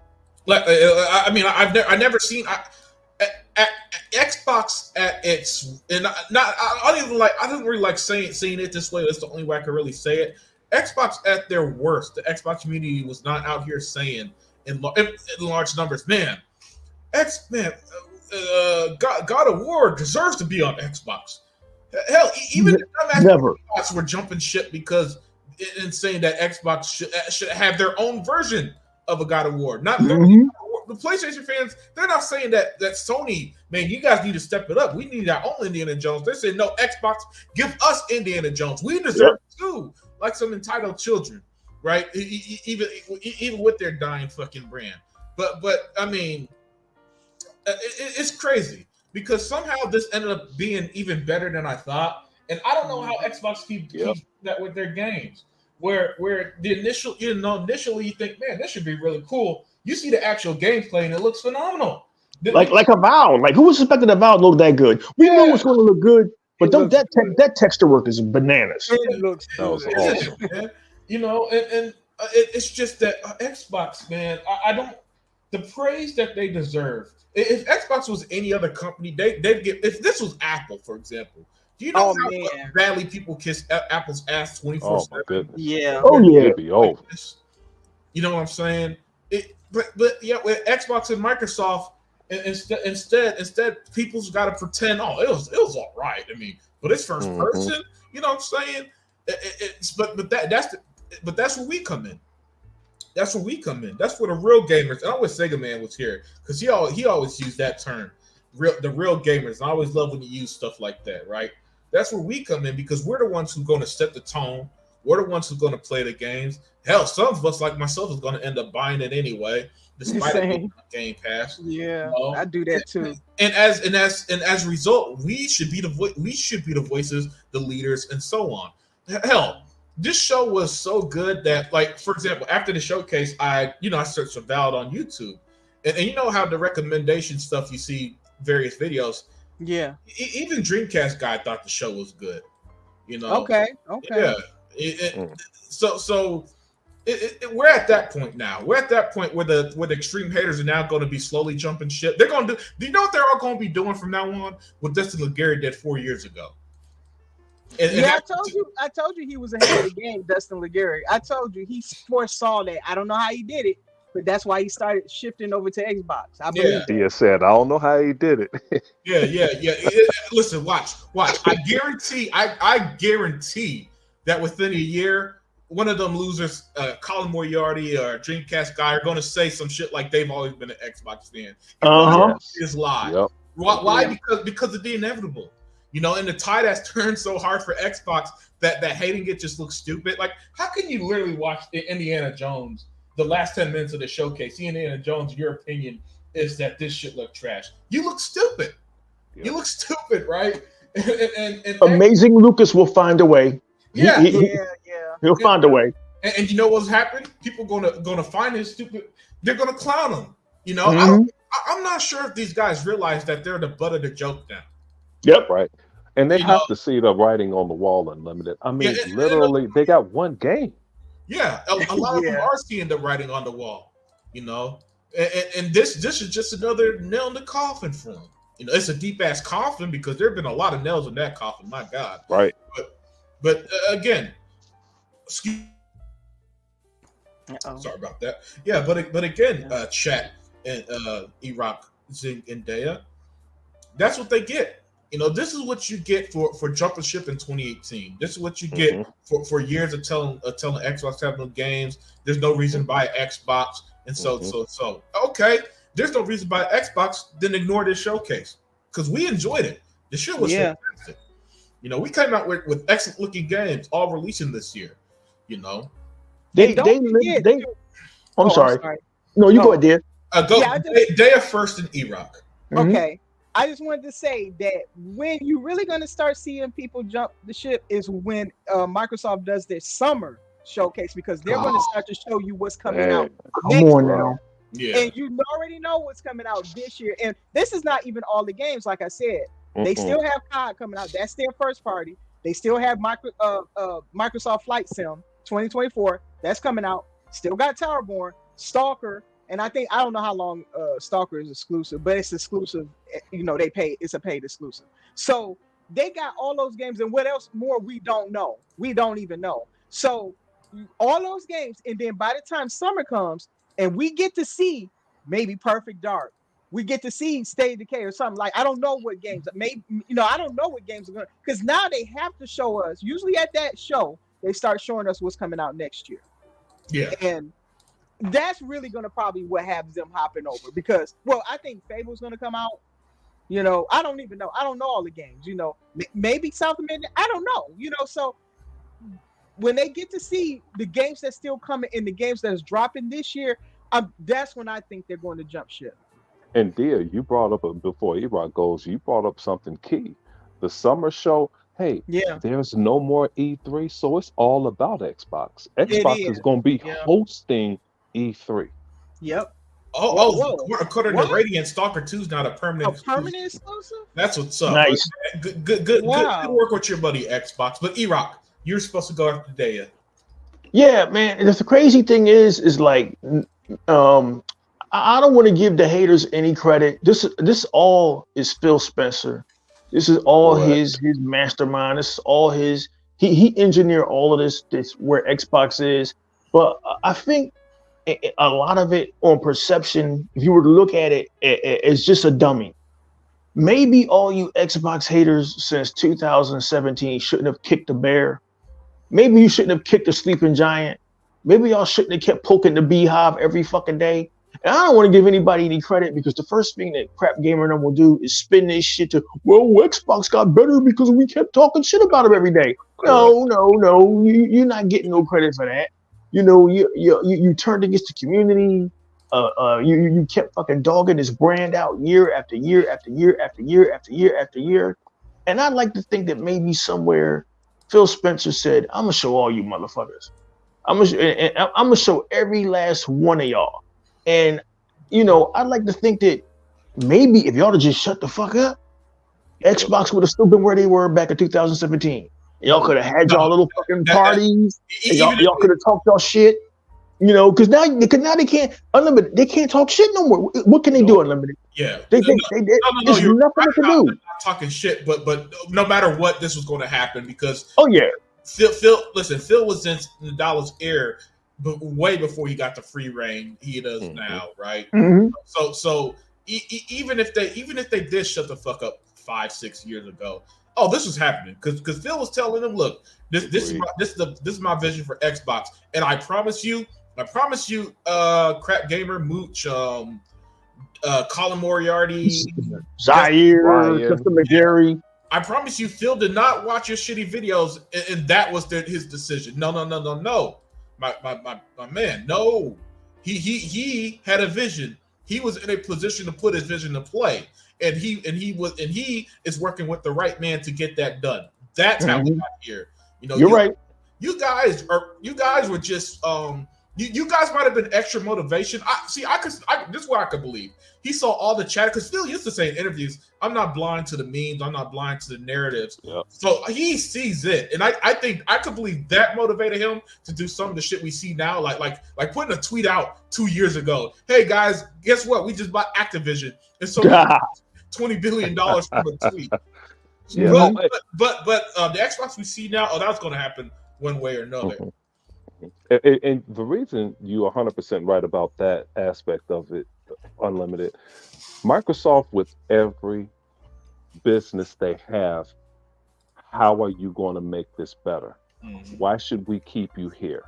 Phil said, well, we should put server racks on 7 continents, multiple of them, and make Azure. What? That's smart. Why? That was smart. Why would we do that shit? Well, this is why. Now everyone uses it for AI. Now AI has gotten even better. So now it's even worse. Yeah. That's why they're the leader now in AI. And of course, along the way, Microsoft has to buy the best innovation. They've done it. People, hey, since our group is small, I don't mind telling you this. Watch Yahoo Finance every now and again. They'll tell you what's going on out there, and what's coming. People It, who know business. yeah, they'll Yeah, tell you business what's minded. on the way. So all Yeah. you're right about everything, but they always try and find a way to improve and incorporate different strategies from the other businesses of Microsoft into one, and how to streamline that and branch it off into the various properties of Microsoft. That's what the Xbox division did.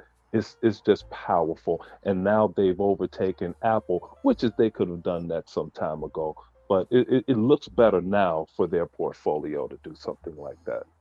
And this is so good to see Zinc and Dia and Unlimited. I know he's trying to close out Mhm. because for all of us who was there for the Xbox One generation from beginning, I was so and I still to this day love the Xbox One. Oh, I wanted that console Loved the it. first time I saw it, and I Yes. enjoyed my entire time with it.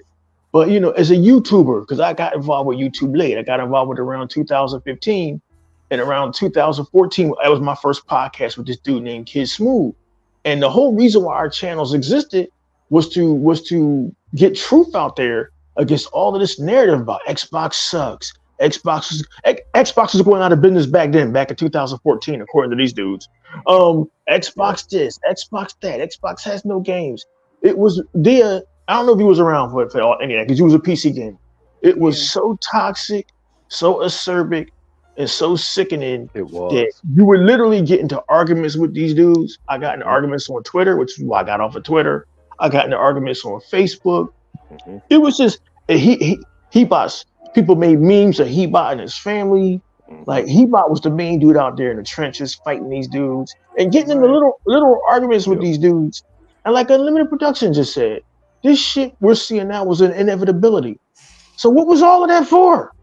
All that Yeah. goddamn wasted energy. 7 years of the E-Rock X channel fighting with these fools. You know what? The good thing about the channel was that if it inspired somebody like Unlimited Production or Sega Man to start making videos, then I'm glad I was a part of that. But what I don't miss, Unlimited Production, is arguing with these idiots because it was all futile. Xbox was going to win this race any fucking way. yeah. But like they every day, man, from 2014 to 2018, Zinc, they would not stop. Nope, they And wouldn't. and they still trying, Hmm. even with the writing on the wall. These guys just bought Activision. These guys just bought Bethesda, and they still trying, but E-Rock, it's let me not jump in working here. anymore. Dear, E-Rock is 100% right. And I didn't know those guys. The first one I was introduced to was Next Gen, because I'm like, dude, what are they talking about? This stuff He was was one of great. our soldiers But at one time. Next gen, right, and I until he was turned getting against us. kicked. Right, I was getting kicked off of N4G, Mm-hmm. Game Informer, IGN. Because I Mm-hmm. was arguing with people in the chat that, man, they just boot my ass right on up out of there. But Mm-hmm. now, and now I see what E-Rock was talking about he don't want to listen to a lot of shows anymore. Now I see it. These guys just paid $70 billion for something, and you still don't get it. You Still, can't, dude. It's you cannot talk to a wall and make a wall understand. That's what it's like talking to these guys right now. You can't make them understand reality. They paid $70 billion for something, the biggest purchase in the history of Microsoft. They did that for a reason. I mean, bruh, uh, give me a break. They, So, they, they, they're fighting a bigger adversary than PlayStation. PlayStation, Unlimited Production said this a long time ago that PlayStation is a competition for Xbox. They aren't. mhm, That's what the media wants to keep that perception going. They're not. I think Xbox did all of these purchases to fight against fucking Tencent, which is now collapsing. If you've been they following what's did. Yep. Tencent is Yep. fucking collapsing. They bought So too is the much other shit. one. Yeah, yeah. Embracer. They Embracer. did Yep. they did this to fight Embracer and Tencent from grabbing up everything. Sadly, we Correct.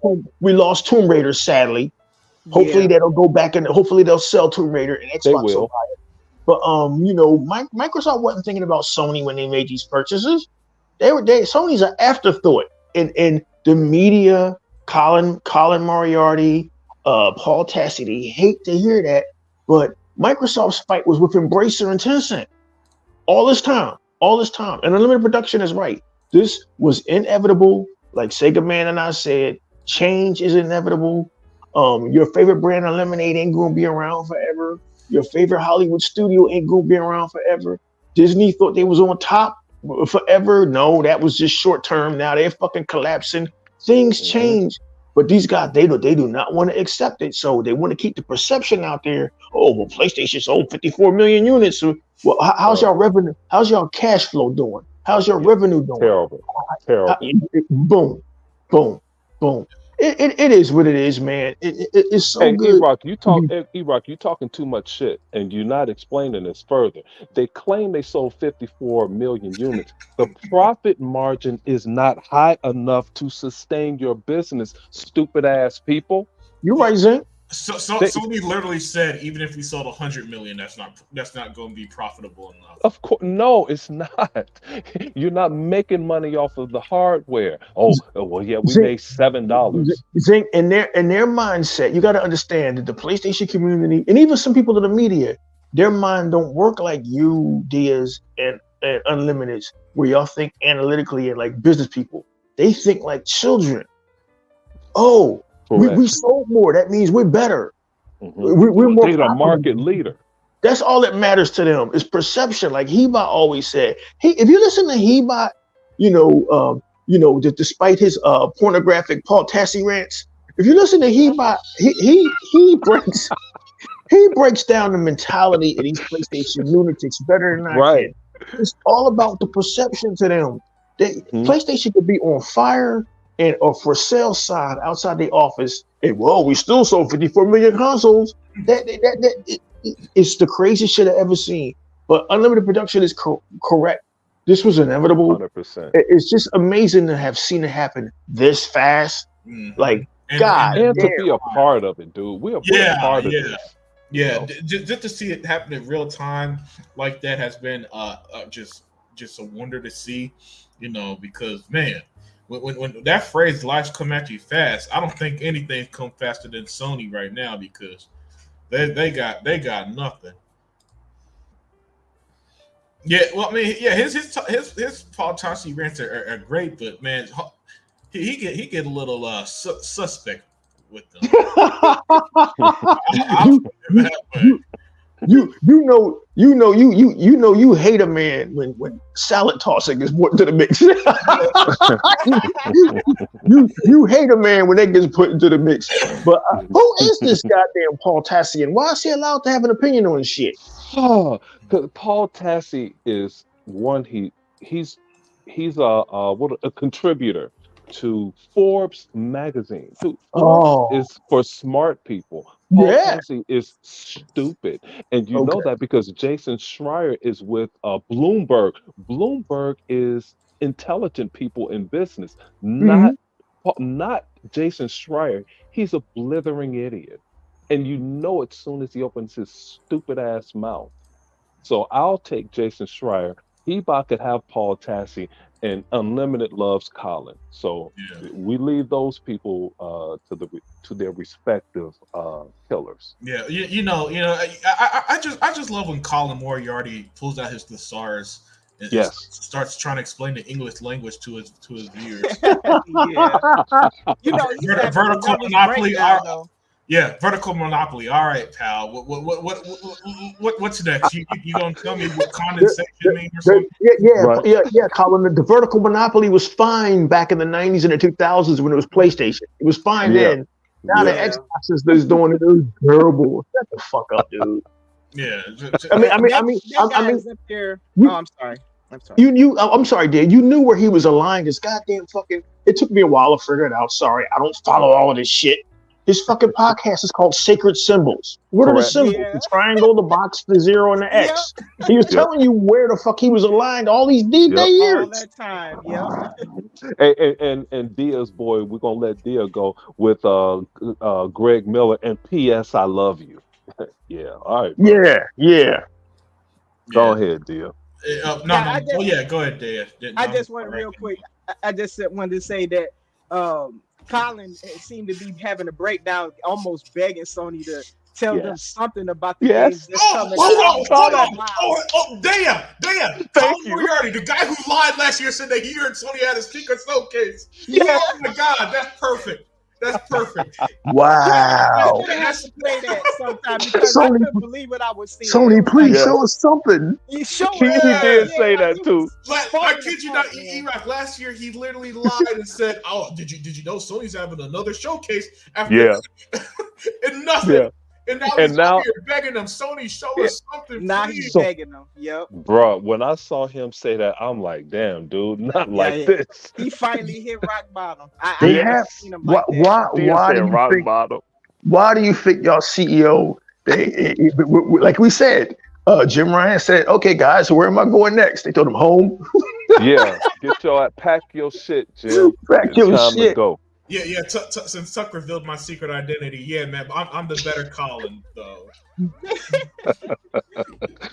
Oh man. Yeah, Tuck, man. Jeez, love him, but man, he Yeah, he needs to be careful with that. Yeah.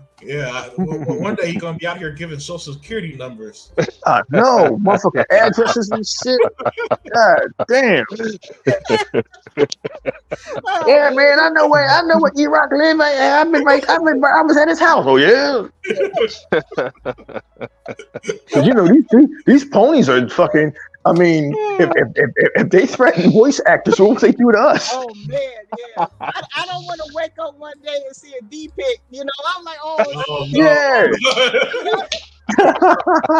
like, no, I don't need none of that. You know. But before we go, Dia, do you remember? This is the audience that threatened that voice actor from Tomb Raider, Camilla Luddington.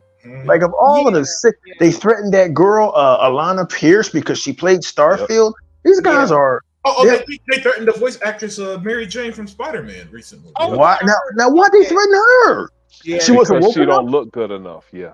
Wow. Hey, and then one of Dia's, we're gonna blame it on Dia. One of Dia's friends that's a pony said he's gonna delete you guys if they don't play Foam Stars. Oh yeah, I heard about now they're threatening their own gamers. They better play Phone Stars or else.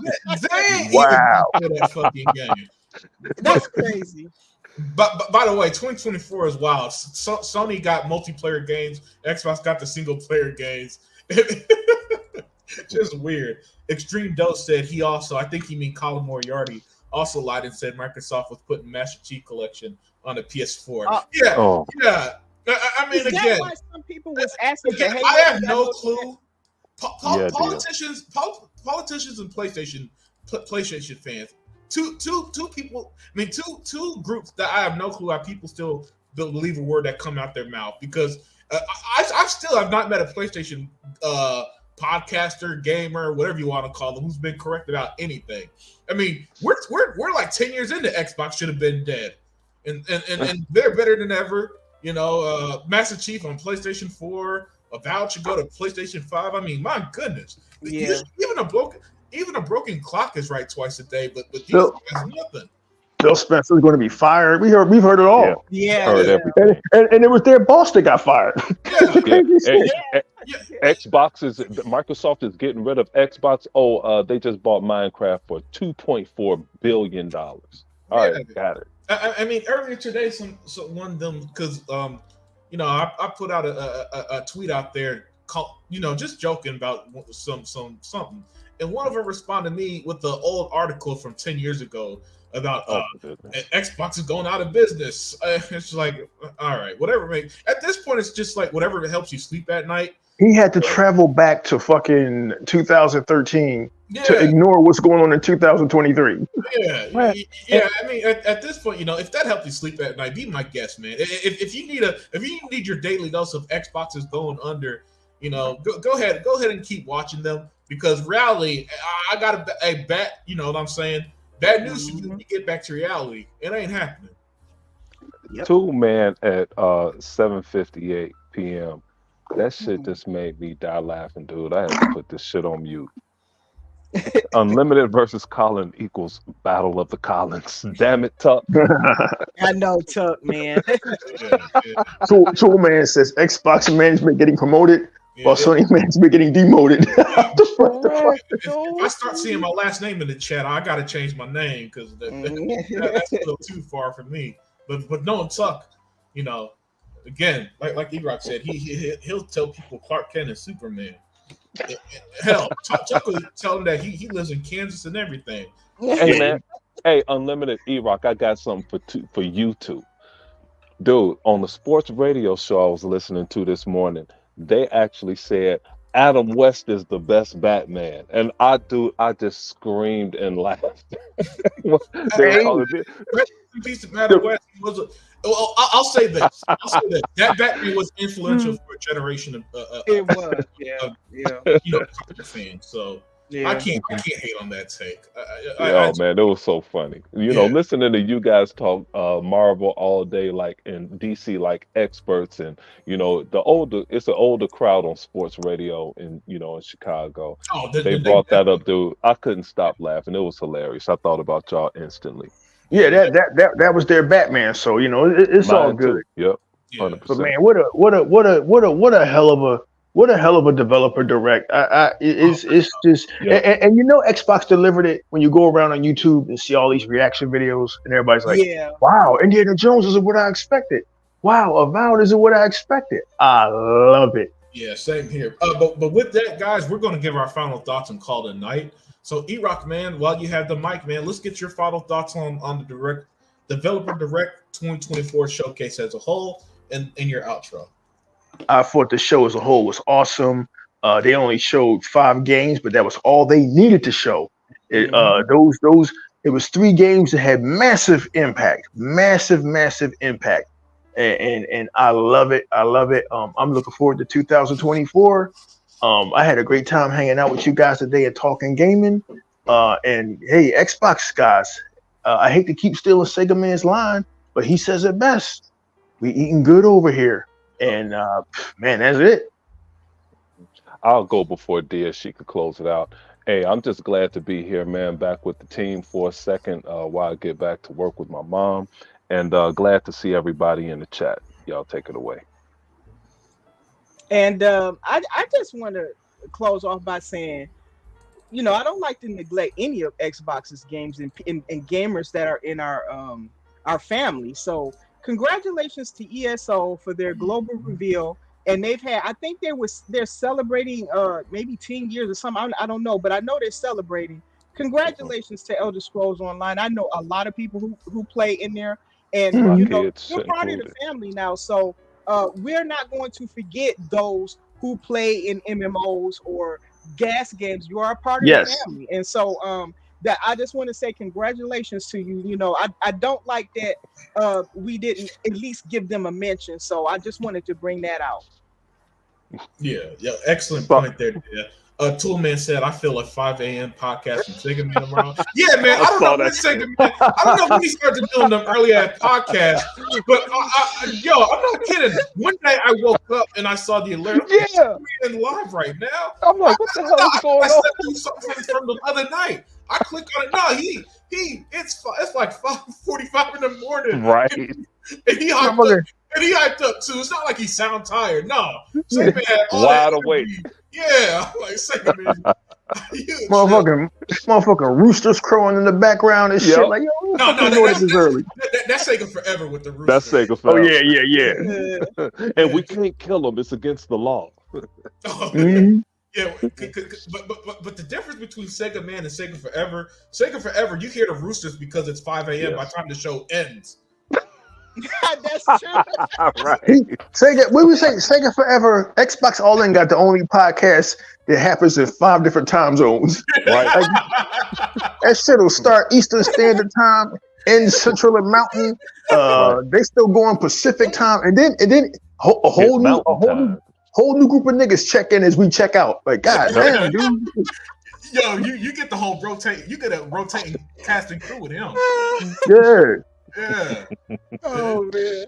And, you know, and then if you're brave enough to endure the gauntlet of his podcast, man, Yeah. you know, good for you. I've done it once. They had done it once. Yeah. I don't know if E-Rock did a whole show with him before. No, man, that's impossible. Yeah, The realest one almost hung with him for a whole show. Yeah, he's good. Yeah. I be having to tap out after 2 hours. Like, yo, man, this is too much podcasting for a nigga. I gotta go to sleep. Yeah. Hey, Unlimited. One time I was listening to those jokers. I finished the whole damn job. Yeah, and they were still going. Yeah, man. Yeah. And you know, his outros are like 3 hours long and stuff. Oh yeah, he's like, oh yeah. When you say you're getting ready to wrap up, that's more like an introduction for him. Oh yeah. Daniel holds the record at 10 hours. Oh my goodness. 10 hours. I went 10 hours before. Oh my God. Damn. I gotta end the podcast just to make up for that, man. You guys have a great night. Enjoy the rest of your week, and we are out. Bye-bye.